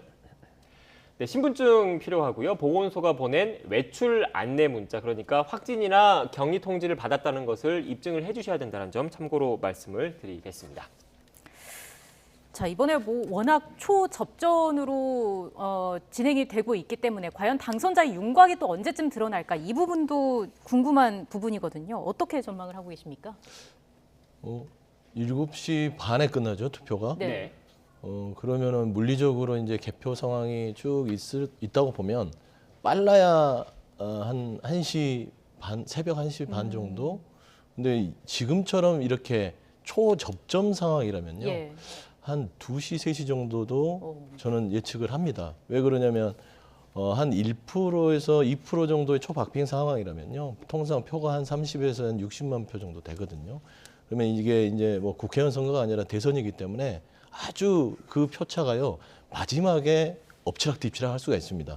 이제 보는 거는 사전투표 같은 경우는 전통적으로 진보 성향이 있는 분들이 많이 투표를 해서 사전투표는 이제 진보 쪽이 좀 유리하고, 본투표는 그동안 투표 성향이 이제 보수 측에 유리한다는 걸로 쭉 나와 있잖아요. 그러면 그거를 사전투표와 본투표가 섞어졌을 때 이게 어디 지역에서 까지느냐 이렇게 공개되느냐에 따라서 엎치락뒤치락 계속 할 것 같거든요. 그래서 한 새벽 2, 3시 정도에나 정확한 윤곽이 드러날 것 같다. 그래 보고 있습니다. 큰 이견은 없으실까요? 예, 저도 비슷하고요. 이게 사전투표율이 높다는 점도 이제 상당히 큰 변수로 좀 작용을 해서 아마 방송사에서 이제 많이 1년 동안 준비하셨겠지만 상당히 이거는 좀 맞추기가 어려운 그런 상황인 건 현실인 것 같습니다. 그리고 이제 아무래도 개표를 하다 보면은 어느 지역부터 이제 투표함이 와서 그 지역부터 여느냐, 이것도 중요하거든요. 그래서 어느 지역이 먼저 올지 모른다는 또 그런 변수도 있고 그리고 이제 아무래도 대선이라는 것은 그래도 한 60-70% 개표가 끝나면은요 이제 거의 어느 정도 추세라는 거는 나오게 돼 있습니다. 그래서 그 흐름을 보셔야 되는데 그 정도가 되는 시간을 저도 한 7시 반부터 이제 개표가 이루어진다고 예상해 보면은 한 새벽 한 3시 정도, 4시 정도에는 어느 정도 윤곽이 확실히 나오지 않을까 저는 그렇게 예상하고 있습니다. 네. 마지막으로 간략하게 이것만 좀 여쭐게요. 지금 각 당에서 뭐 어느 정도 그 격차, 승패 어떻게 예측을 하고 계시는지 간략하게 한 말씀만 듣고 좀 정리를 할까요? 네, 뭐 지금 현재 저희 민주당 내부에서 계속 보고 있는 거는요. 흐름이 좋다. 네. 추세가 흐름이 좋고 저희 판단은 이제 말하자면 그 골든 크로스라고 보통 하는데 그게 이제 막판에 이루어졌다고 이제 판단하고 있고요. 그럼에도 불구하고 이번 선거가 초박빙의 서로 진영의 그런 대결이기 때문에 한 1에서 2%, 뭐 우상호 총괄본부장께서도 얘기를 했지만 1.5% 정도 포인트로 아마 신승을 하지 않을까라는 생각을 하고 있기 때문에 저희는 끝까지 지역에서 투표 하나하나 진보 진영층에 있는 분들에게 투표를 권장하고 끝까지 포기하지 않고 있다. 그런 말씀드리고 싶습니다. 네. 저희도 뭐 여론조사가 이제 그 깜깜이 기간이 되기 전에 저희가 다소 우세한 걸로 나온 것까지만 현재 확인이 됐고요.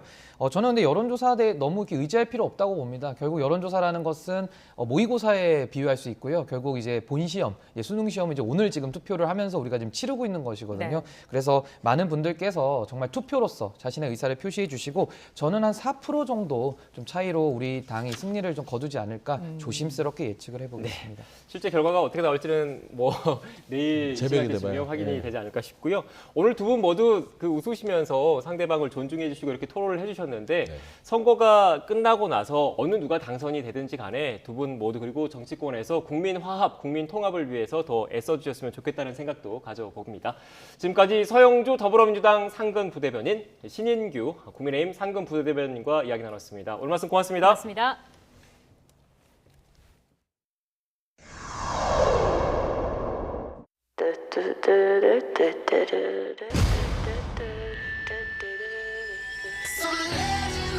부산 동해대학에서 농성학생들을 진압했던 경찰관 6명이 우리 헌정사상 처음으로 가장 의의 깊은 정계 개편이 이루어졌습니다.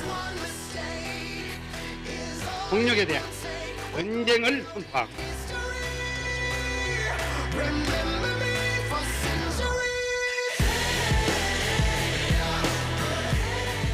그해 8월 12일 금융실명제가 전격 실시돼 총독부 광장에서 사상 연화가 발사가 되고 심장 상공에 전두환, 노태우 두 전직 대통령의 1심 선고 공판열 IMF 외환위기의 신호탄이 된 한보 사태.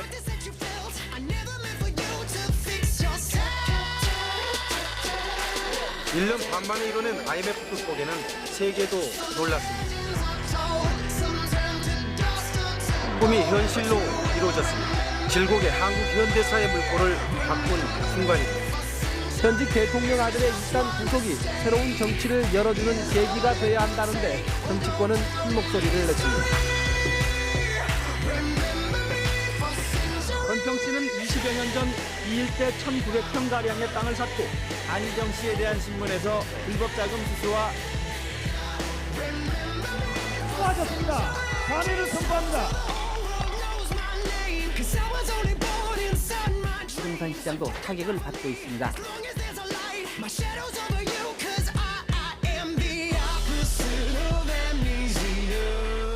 광우병 발생 국가로부터 수입된 소 가운데 한미 쇠고기 협상에 항의하는 대규모 촛불 집회가 연일 계속되고 있는 가운데 광화문에서 서울광장으로 서울역으로 온통 추모의 노란색 물결이 넘쳐난 하루.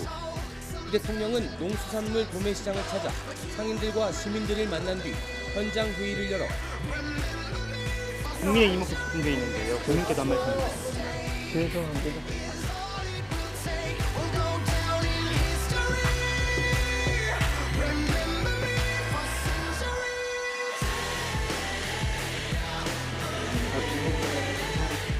한미 양국이 마침내 주한 미군의 4대의 지상침을 공식했다.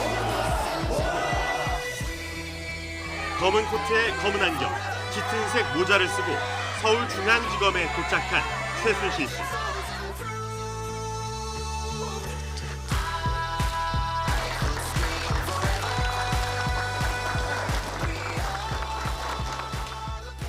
일고령도자 김정은 동지께서 미 합중국 대통령과의 역사적인 첫 이른바 조국 수사에 대해 먼저 감찰에 접수한 9억 원을 기준으로 9억 원 이상 주택은 당장 내년부터 매년 3%포인트씩 올리고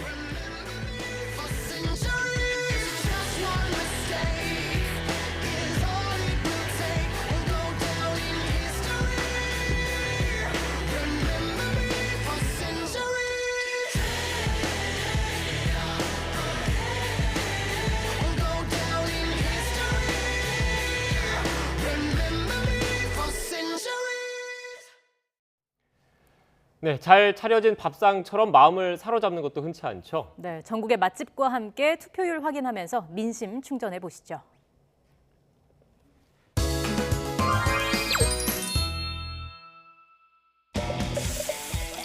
남녀노소 싫어하는 사람 없는 떡볶이.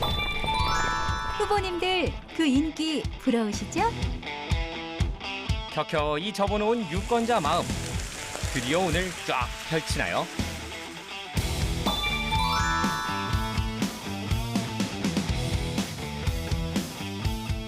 숨겨진 네 안의 표심을 보여줘.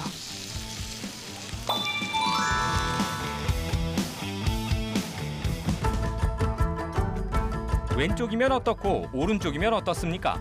막국수고 민심이고 잘 섞으면 됩니다.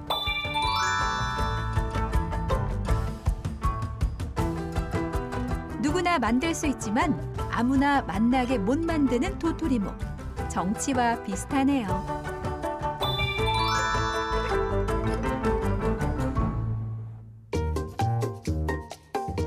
속이 흰지 검은지는 열어봐야 알 수 있죠.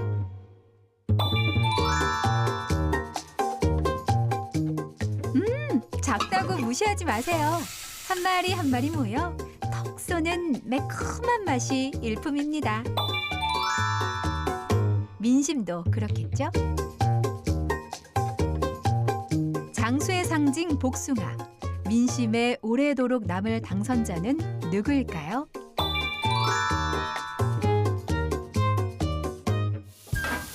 비나민의 헛헛한 속을 달래주던 돼지국밥. 어디 민심 달래줄 후보 없나요?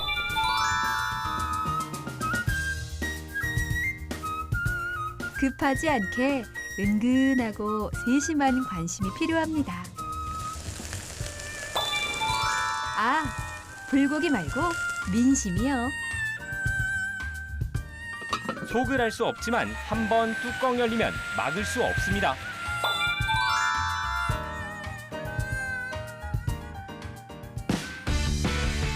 비싸다고요? 얼마 나오지 않거든요. 한눈 팔면 사라집니다. 민심 집중! 속살만 쏙쏙 빼먹듯 표심도 쏙쏙 뽑아낼 방법이 없을까요?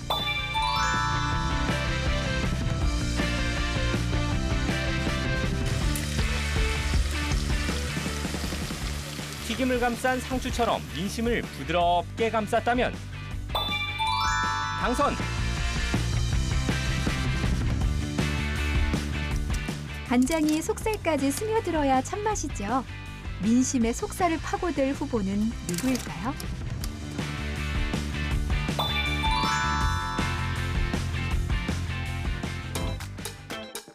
각양각색 재료 모아 민심 비빔밥 완성!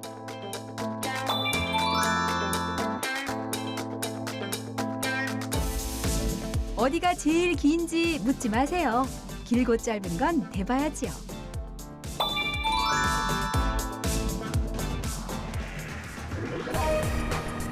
전 국민 최고의 메뉴는 역시 집밥이죠.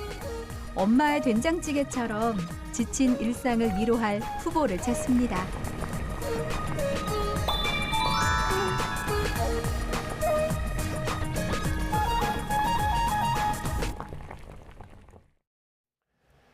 이재명, 윤석열 두 양강 후보는 지난 3일 공표 금지 직전 마지막으로 발표된 여론조사에서도 우열을 가늠할 수 없는 초박빙 양상을 보였습니다. 결국 중도층과 부동층 표심이 향배를 가를 것으로 보이는데 대선 막판 후보들의 단일화가 어떤 영향을 미쳤을지도 관심입니다. 정유진 기자입니다.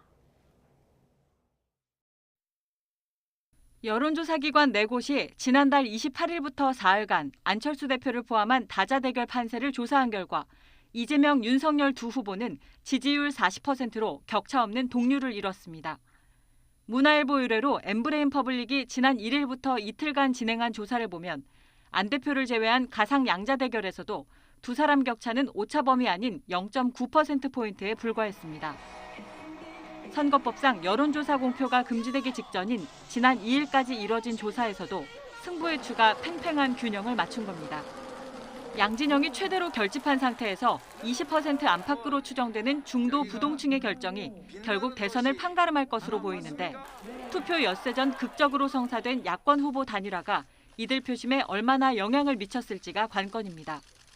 국민의힘은 윤석열 후보의 선명한 집권 비전에 안철수 대표의 경륜과 과학기술 역량이 결합해 완벽한 정권교체 시너지를 이뤘다고 자신하고 있습니다. 저와 함께 더 좋은 나라를 위해 진격할 우리 안철수 대표를 한번 연호해 주십시오, 여러분. 저 안철수의 통합과 미래가 합치면 더 좋은 대한민국 만들 수 있습니다. 반면 민주당은 야권 단일화를 야합으로 규정하며 유능한 경제 대통령을 내세운 이재명 후보와 경제부총리 출신 김동연 대표의 단일화 효과에도 기대를 걸고 있습니다. 위기 극복의 비전을 만들어내고 집행하는 민첩하고 기민한 정부가 되겠다, 이 약속을 드립니다, 여러분. 이재명과 함께 저 김동연 함께 한다면 지금의 이 부동산 시장 안정시키고 부동산 문제 해결할 수 있습니다. 1997년과 2002년 사례에서 보듯이 후보 단일화가 꼭 승리의 보증수표라고 장담할 순 없고 산술적인 지지율 상승으로 반영되지도 않았습니다. 이렇게 여야 모두 서로 유리하다고 아전인수로 해석하는 상황에서 대선 막판 후보들의 합종 연행이 유권자에게 얼마나 공감을 얻었을지 주목됩니다. YTN 정유진입니다. 20대 대통령 선거를 앞두고 여야 대선 후보들은 모두 5차례에 걸쳐서 TV 토론회에서 맞붙었습니다. 판세에 큰 영향을 미칠 만한 결정적인 한방은 없었다는 평가가 많았지만 후보들 사이 난타전 속에 이런저런 화제의 말도 등장했습니다. 보도에 조용성 기자입니다.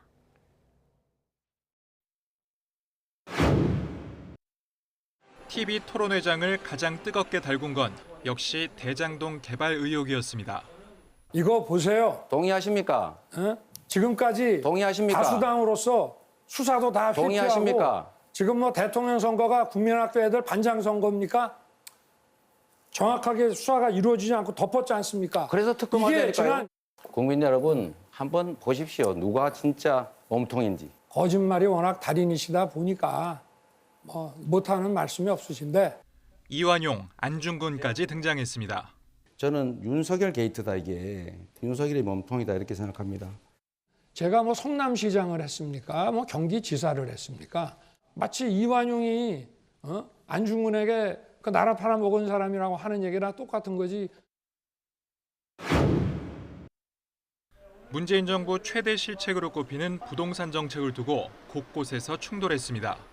그러면 문재인 정권의 부동산 정책에 대해서 몇 점 주시겠습니까? 점수를 숫자로 먹이기는 어려운데 매우 잘못된 부족한 정책이었다. 그래서 저희가 여러 차례 사과드렸습니다. 윤 후보께서는 이제 종부세는 세금 폭탄이라서 이거 폐지하겠다 이렇게 말씀하셨어요. 네. 25억 사는 분이 50만 원 세금 내는 거를 폭탄이라고 이야기하니까 제가 다 부끄럽습니다. 선제 타격론과 우크라이나 사태 등 안보관을 두고 설전을 벌이던 이재명 후보와 윤석열 후보, 이런 표현까지 나왔습니다.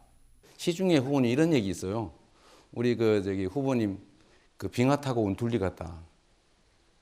혹시 들어보셨어요? 정상적인 그 질문을 하시죠. 팩트에 근거해서.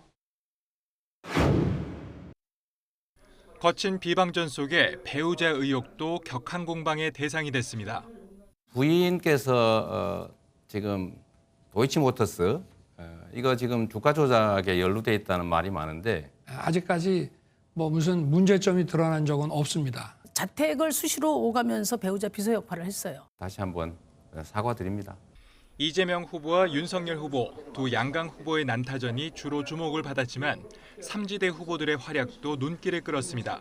청장만 외치는 MB 아바타 경제 가지고 미래를 열 수 있나 이런 질문을 드립니다. 윤석열 후보님께서 페미니즘은 휴머니즘의 일부라고 이야기를 하시는 놀라운 말씀을 들어서 법정 토론회를 포함해 TV 토론회는 모두 5차례 열렸습니다.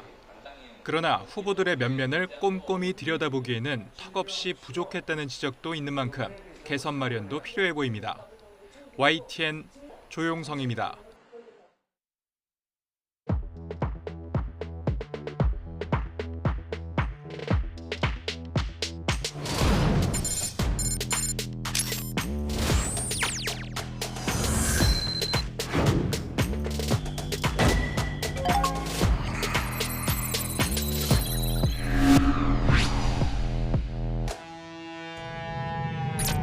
Ready.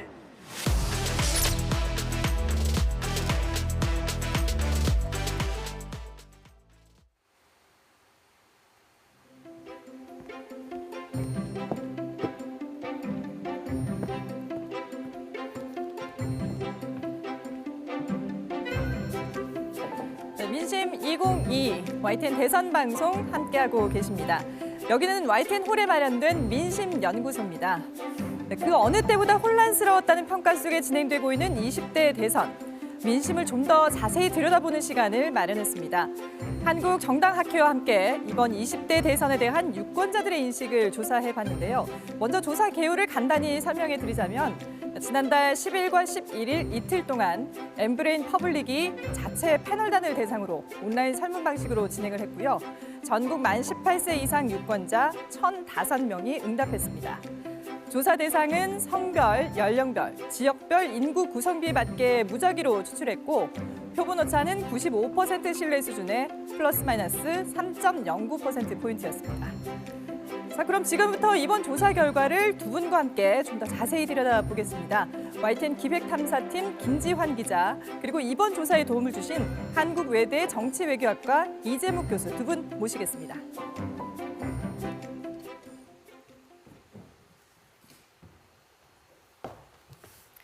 네, 교수님도 자리해 주시죠. 자, 그럼 이번 20대 대선 유권자 인식조사 먼저 첫 번째 키워드부터 살펴보겠습니다. 네, 지금 저희 뒤로 나오고 있는데요. 정치색이 다르면 상종도 싫다. 좀 표현이 과격하긴 한데 일단 정치 성향이 다르면은 좀 관계 맺기가 싫다라는 의미로 해석하면 되겠죠? 네, 그렇습니다. 정치색이 다르다는 이유로 서로 배척하는 경향이 좀 많이 나타난 건데요. 저희 뒤쪽 화면으로 한번 보도록 하겠습니다. 질문은 다른 정당 지지자에 대한 호감도를 저희가 직접 한번 물어봤는데요. 10점 만점 척도로 해서 이렇게 0점부터 10점까지 호감도를 나타내달라고 저희가 얘기했습니다. 네. 그러니까 점수가 높을수록 호감도가 더 높다 이렇게 볼 수 있는 거죠. 근데 보시는 것처럼 더불어민주당과 국민의힘 지지자들은 서로 다른 정당 지지자들에게 각각 1점에서 2점대로 굉장히 박한 점수를 줬습니다. 네네. 극도의 비호감을 드러냈다 이렇게 볼 수 있는데요.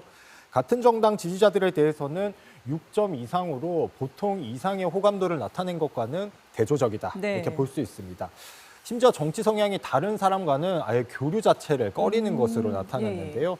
뒤로 화면이 나오고 있는데 다른 정당 지지자와 뭐 직장 동료, 가까운 이웃, 그리고 절친한 친구가 되면 어떨 것 같냐 저희가 이렇게 한번 물어봤습니다. 매우 싫다를 1점, 매우 좋다를 5점으로 표현해 달라고 했는데요. 보시는 것처럼 지지 정당이 같은 사람과 다른 사람에 대한 온도차가 아주 확연하게 드러났습니다. 이렇게 정치가 일상 속 인간관계에까지 아주 밀접한 영향력을 끼치고 있었다 이렇게 볼 수 있습니다. 근데 사실 쉽게 생각하더라도 대화가 통해야 되니까 정치 성향이 비슷한 사람들을 찾게 되는 건 당연한 것 같기도 한데요.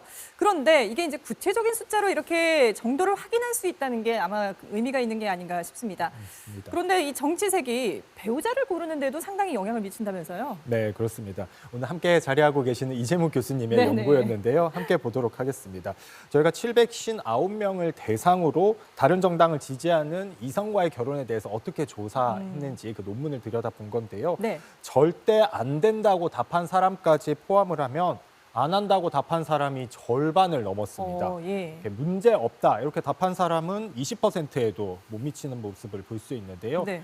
그런데 이게 자신의 결혼뿐만 아니라 자녀의 결혼에서도 마찬가지였습니다. 예. 예를 들어서 자녀가 다른 정당을 지지하는 배우자와 결혼한다고 했을 때 기분이 좀 어떨 것 같냐 네. 제가 이렇게 물어봤는데 매우 언짢다를 포함해서 기분이 좋지 않다고 답한 사람 역시 절반을 넘었습니다. 언짢기까지 하는군요. 언짢기까지 네. 한 건데요. 그러니까 결국 그냥 가족뿐만 아니라 예. 며느리 사이 새로운 가족이 되는 사람들까지도 네네. 나랑 정치 성향이 비슷했으면 좋겠다 이렇게 답한 건데요. 예. 제가 취재 과정에서 시민들 목소리를 한번 들어봤는데 같이 한번 들어보시겠습니다.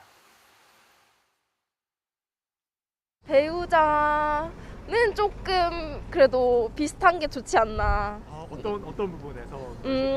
그래도 같이 항상 뉴스를 보거나 할 텐데 그럴 때 혹시 의견이 갈리면 이게 또 서로 마음이 상할 수도 있기 때문에. 적한 같은 생각을 많이 가졌으면 하는 생각을 많이 가지고 많이 이야기하는 편이에요. 저도 사유가 있고 며느리 있고 하는데 성향이 좀 대화를 하다가 보면 어른들 말을 들으라는 쪽이.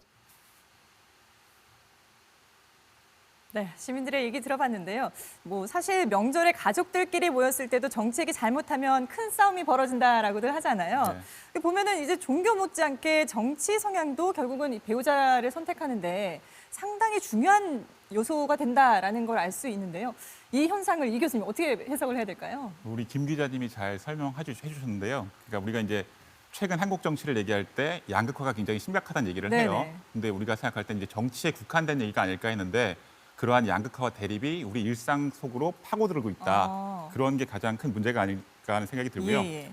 특히나 이제 그 정당 지지 성향이 강한 사람들, 당파적인 정체성이 강한 사람들을 중심으로 해가지고 그 감정적 대립이나 정서적 양극화 이런 것들이 굉장히 강해서 어떻게 보면 나와 우리 편 그리고 네. 그들을 나눠가지고 상당히 서로를 배척하는 현상이 상당히 고조되고 있다 이런 생각이 들고요. 예. 이게 어떻게 보면 민주주의 사회에서 특히 자유민주주의 사회에서 다양한 생각이 공존하는 건 아주 자연스러운 현상이에요. 근데 문제는 그런 다양한 그 생각의 공존을 인정하지 않고 그 민주주의 정치 과정의 본질적인 기능에 갈 수 있는 사회 통합이 정치가 잘 안 되고 있다. 네. 이런 것들을 보여주고 있는 게 아닌가 생각이 들고요. 그리고 보면 그 정치인들이 어떻게 보면은 그런 그 협상과 타협을 통해서 다양한 의견들을 아우르는 이런 정치 기능을 하고 있는 것이 아니라 오히려 유권자들을 갈라치고 이러다 보니까 갈등이 고조되고 있는 것이 아닌가 이런 생각이 들고요. 또 최근에 이제 유튜브라든지 소셜 미디어 등을 중심으로 해가지고 이 너무나 지금 정치 편향적인 네. 그 컨텐츠들이 무분별하게 좀 유포되다 보니까 유권자들이 믿고 싶은 것만 믿고 네. 그러다 보니까 더 갈등이 고조되고 있는 것이 아닌가 이런 생각이 들고요. 예.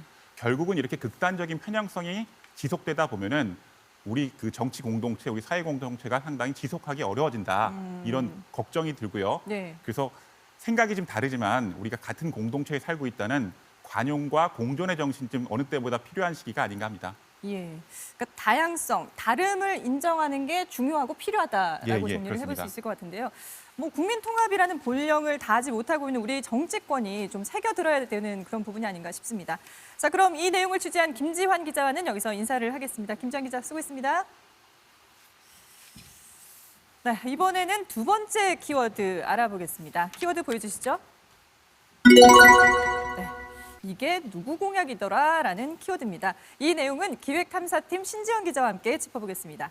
네, 안녕하세요. 안녕하세요. 자, 신 기자, 이 키워드를 보면 유권자들이 누구 공약인지 많이 헷갈려 하나 보네요.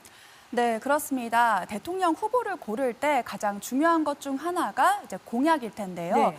그 YTN과 정당합회가 함께 조사한 결과 그 상당수의 유권자분들이 이 공약이 누구 건지를 좀 헷갈리는 그런 성향을 볼 수 있었습니다. 네네.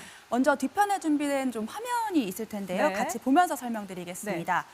예, 이번 유권자 조사 설문지에 일종의 퀴즈 문항이 있었는데요.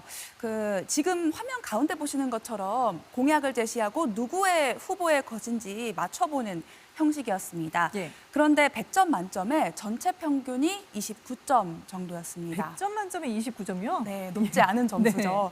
그런데 특히 후보자를 고를 때 뭐 능력이나 도덕 뭐 이런 거를 보기보다 공약을 보겠다고 한 사람들의 평균 점수가 전체 평균보다 더 낮았습니다. 다른 조사 결과도 한번 볼까요? 네. 네, 0점부터 10점까지 그 공약을 주고 좋고 싫음을 표현해달라는 문항이 있었습니다. 보시는 것처럼 국민의힘 윤석열 후보가 내놓은 무고죄 처벌 강화 공약, 이재명 후보자의 지지층이 가장 높은 점수를 줬습니다. 반면 윤 후보의 북한 인권재단 설립이라는 공약이 있었는데요. 그 공약에 대해서는 오히려 윤 후보 지지자들이 매우 낮은 점수를 주기도 했습니다. 그러니까 유권자들이 정책이 중요하다라고 생각은 하지만 실제로는 누구 공약인지 이걸 잘 모른다는 거잖아요. 왜 이런 현상이 일어나는 건가요? 네, 그렇습니다. 먼저 이제 유권자 측면에서 볼 때 여전히 인물론에서 벗어나지 못했다는 것을 알 수 있습니다. 마음으로는 이미 누구를 찍을지 정해놓고 머리로만 공약이 중요하다고 생각을 하기 때문에 이런 다른 현상이 나타나는 건데요.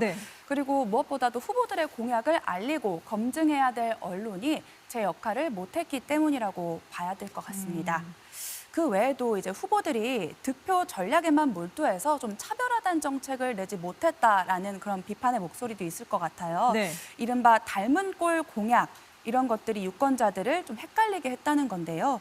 실제로 비슷한 공약들을 좀 보면 이재명 후보가 먼저 제시했던 6회공 해병대 4군 체제, 이 공약 한 달 뒤에 윤석열 후보가 똑같이 내놨습니다. 또 병사 월급을 200만 원을 주겠다. 재건축 용적률을 이제 500%로 상향을 하겠다. 가상자산 수익을 5천만 원까지 비과세하겠다. 이런 내용들이 서로 닮아 있었습니다. 예. 저희가 지금 선거 공약도 간단히 비교를 해보긴 했습니다만은 후보들의 선거 공약도 비슷하고요. 그리고 유권자들은 또 인물론에서 정작 벗어나지 못하고 있는 그런 현상인데 그 이유가 뭘까요? 우리가 전문가들이 항상 우리나라 선거에서 정책 선거가 잘 되지 않는다는 얘기를 많이 해요. 그리고 실제로 근데 이번에는 유독 정책 경쟁이나 어떤 정책 약간 실종됐던 것 같아요. 그러다 보니까 우리 유권자들이 더 힘들었던 게 아닌가 생각이 들고요. 워낙에 이번 선거에서 양 진영의 진영 대립이 좀 고조됐다 보니까 중도를 공략하는 게 상당히 중요하다고 생각하다 보니까 그 양대 정당의 공약이 약간 중도에서 수렴한다 그럴까요? 그러다 보니까 지금 차별화되지 않고 그러다 보니까 더 일반 유권자들의 눈에서 정책이나 공약을 이해할 때 좀 어려웠던 부분들도 있을 것 같다는 생각이 드는데요.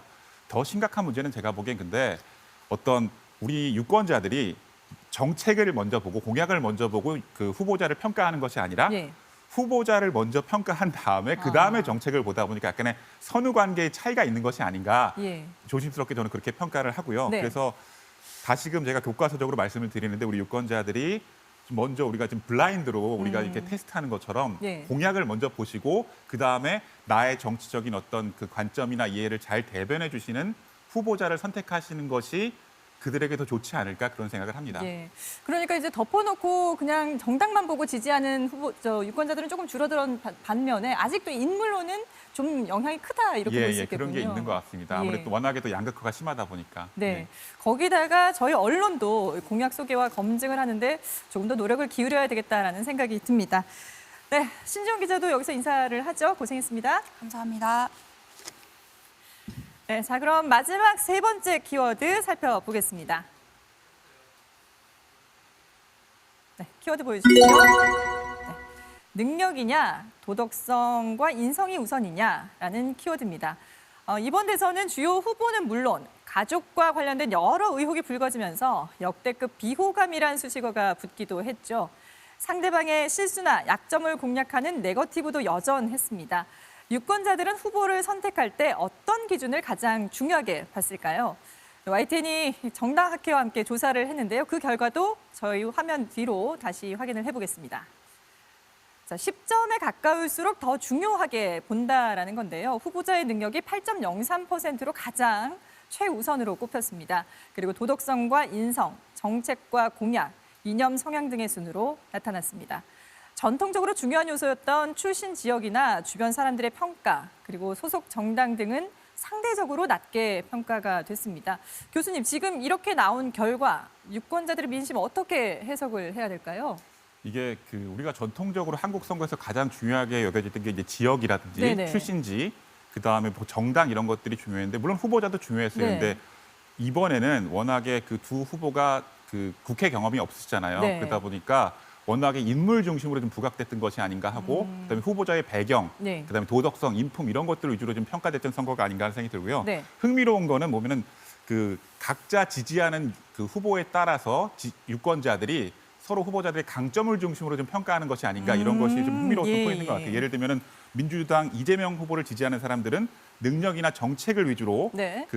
후보자를 평가하고 국민의힘 윤석열 후보 지지자들은 도덕성이나 인성을 그 후보의 강점이라고 생각하시다 보니까 네. 그거를 좀 중심으로 후보자를 평가한다. 네. 그렇게 얘기했던 것 같습니다. 예. 예. 지금 교수님께서 말씀해 주신 이런 부분이 실제로 이제 YTN과 정당학계 조사에서도 나타났는데요. 그 결과를 한번 살펴보겠습니다. 네, 먼저 지금 화면 오른쪽에 보시면은 세대에 따른 지지 정당과 후보가 확연하게 차이가 납니다. 18세에서 29세가 보수화 성향을 보였고요. 그리고 40세에서 50세는 민주당의 확고한 지지 성향을 보였습니다. 왼쪽에 있는 지도를 보시면 대구 경북 지역에서 민주당의 지지율이 31.8%, 그리고 호남 지역에서는 국민의힘의 지지율이 10.3%가 나왔습니다. 교수님, 이 호남과 영남 지역, 대표적인 지역주의로 꼽히는 곳들이잖아요. 그런데 이런 결과가 나온 부분은 어떻게 봐야 될까요? 일단은 뚜껑을 열어봐야 알겠지만 네. 여론조사 결과만 본다면은 이전 선거들이랑 이번 선거는 좀 다른 부분들이 있는 것 같아요. 네. 지역이랑 세대라는 측면에서. 그러니까 지금 앵커분 말씀하신 것처럼 전통적으로 호남 하면은 이제 민주당의 텃밭이었고요. 그렇죠. 예. 그다음에 영남 하면은 국민의힘 야당의 텃밭이었는데 네. 이제 아무래도 이재명 후보 같은 경우 스스로 제가 최초에 대구 경북 출신의 민주당 후보다 네. 이렇게 말씀하시잖아요. 그리고 또 이번에 국민의힘에서도 굉장히 호남에 공을 많이 들였죠. 그러다 네. 보니까 또 아무래도 20, 30대를 중심으로 해서 호남에서 지역주의가 약간은 좀 완화되는 부분들이 있다 보니까 네. 지역이 이번에는 조금 좀 완화되는 것이 아닌가 이런 예측이 관측이 나오고 있고요. 예. 또 세대로 보자 보면은 우리가 전통적으로는 나이가 증가할수록 그러니까 연령 세대가 증가할수록 보수화되는 경향이 있다 그랬는데 네네. 우리 알다시피 이번 선거를 앞두고 여러 조사 결과들을 보면은 20대에서 상당히 보수 정당 지지가 상당히 높게 나오고 있습니다. 이게 아무래도 20대 여성들보다는 소위 이대남이라 그러는 네네. 20대 남자들을 중심한 보수화 때문에 그렇다는 생각이 드는데 예. 그래서 이런 것들이 어떻게 보면 기존의 한국 선거의 문법과는 조금 대비되는 것이 아닌가 이런 생각을 하고 있습니다. 예. 자, 지금 여러 가지 분석들을 해봤는데요. 일단 지난주에 진행된 사전 투표율은 36.9%로 역대 최다 투표를 기록을 했습니다. 코로나19 상황임에도 불구하고 이렇게 많은 사람들이 투표장으로 나가고 투표 열기가 뜨겁게 진행이 되고 있는데요. 그래서 저희가 또 한 번 살펴본 것이 정부 심판론과 정치 안정론 중에 어떤 표심이 더 컸느냐라는 부분을 살펴봤습니다. 물론 결과는 뚜껑을 열어봐야 알겠지만 YTN과 정당학회 조사에서는 현 정부 심판론이 36.1%로 정치 안정론보다 우세한 것으로 나타났습니다. 광주와 전라를 제외한 전 지역에서도 지금 제 뒤로 보시는 것처럼 정부 심판론이 우세했습니다. 교수님, 이 결과가 오늘 투표에도 그대로 좀 반영이 될까요? 어떻게 보세요? 뚜껑을 열어봐야 알겠죠. 네네. 근데 이제 우리가 얘기할 수 있는 거는 비단 이 조사뿐만 아니라 여러 여론조사, 선거 전에 실시했던 여러 여론조사 결과를 보면은 정권 교체 여론이 정권 재창출 여론보다 좀 더 높게 나온 여론조사들이 많은 것 같아요. 그러다 예. 보니까 아무래도 집권 여당의 이재명 후보가 야당의 윤석열 후보에 비해서는 유권자 정치 지형적으로 이번에 아무래도 좀 불리한 구조에서 선거를 치르시게 된 게 아닌가 네, 그렇죠. 이런 생각이 들고요. 거기 그 배경에는 아무래도 우리가 물론 유권자들을 그룹으로 나눠서 분석하는 건 한계가 있지만은 전통적으로 민주당을 지지해 왔던 20대들의 보수화 혹은 보다 정확히는 보수 정당을 지지하는 20대 남자들의 그런 보수화 네. 이런 것들이 어떤 그런 변화를 가져온 하나 배경이 아닐까 그런 생각을 하고 있습니다. 예, 그렇군요. 자, 이렇게 지금 이 민심을 들여다보는 여러 가지 조사를 통해서 저희가 지금 의미를 해석해 보고 있는데요.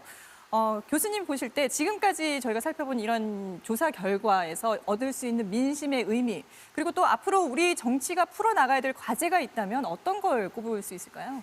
제가 앞서도 말씀드렸다시피 그 민주주의 사회에서 다양한 생각이 공존하는 건 아주 자연스러운 현상이라고 할 수 있습니다. 근데 이제 생각과 가치가 다르다는 것과 거기를 넘어서 혐오하고 서로 미워하고 네. 그런 감정적 대립은 또 다른 측면인 것 같아요.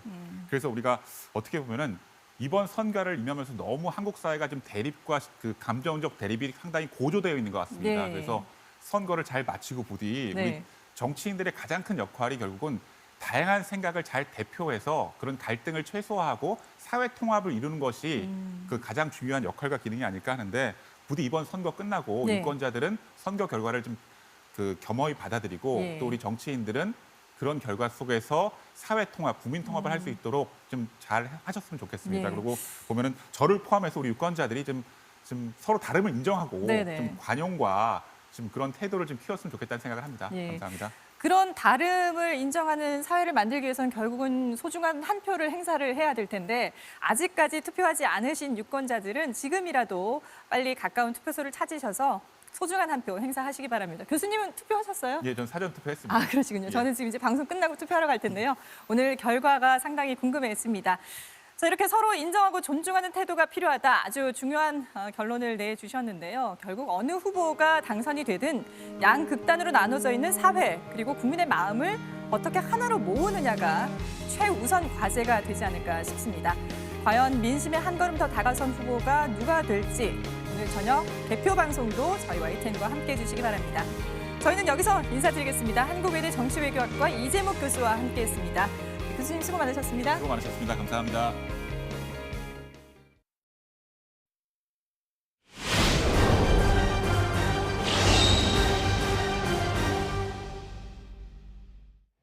YTN 대선 특별방송 잠시 뒤에 계속됩니다. 저희는 여기서 인사드리겠습니다. 고맙습니다.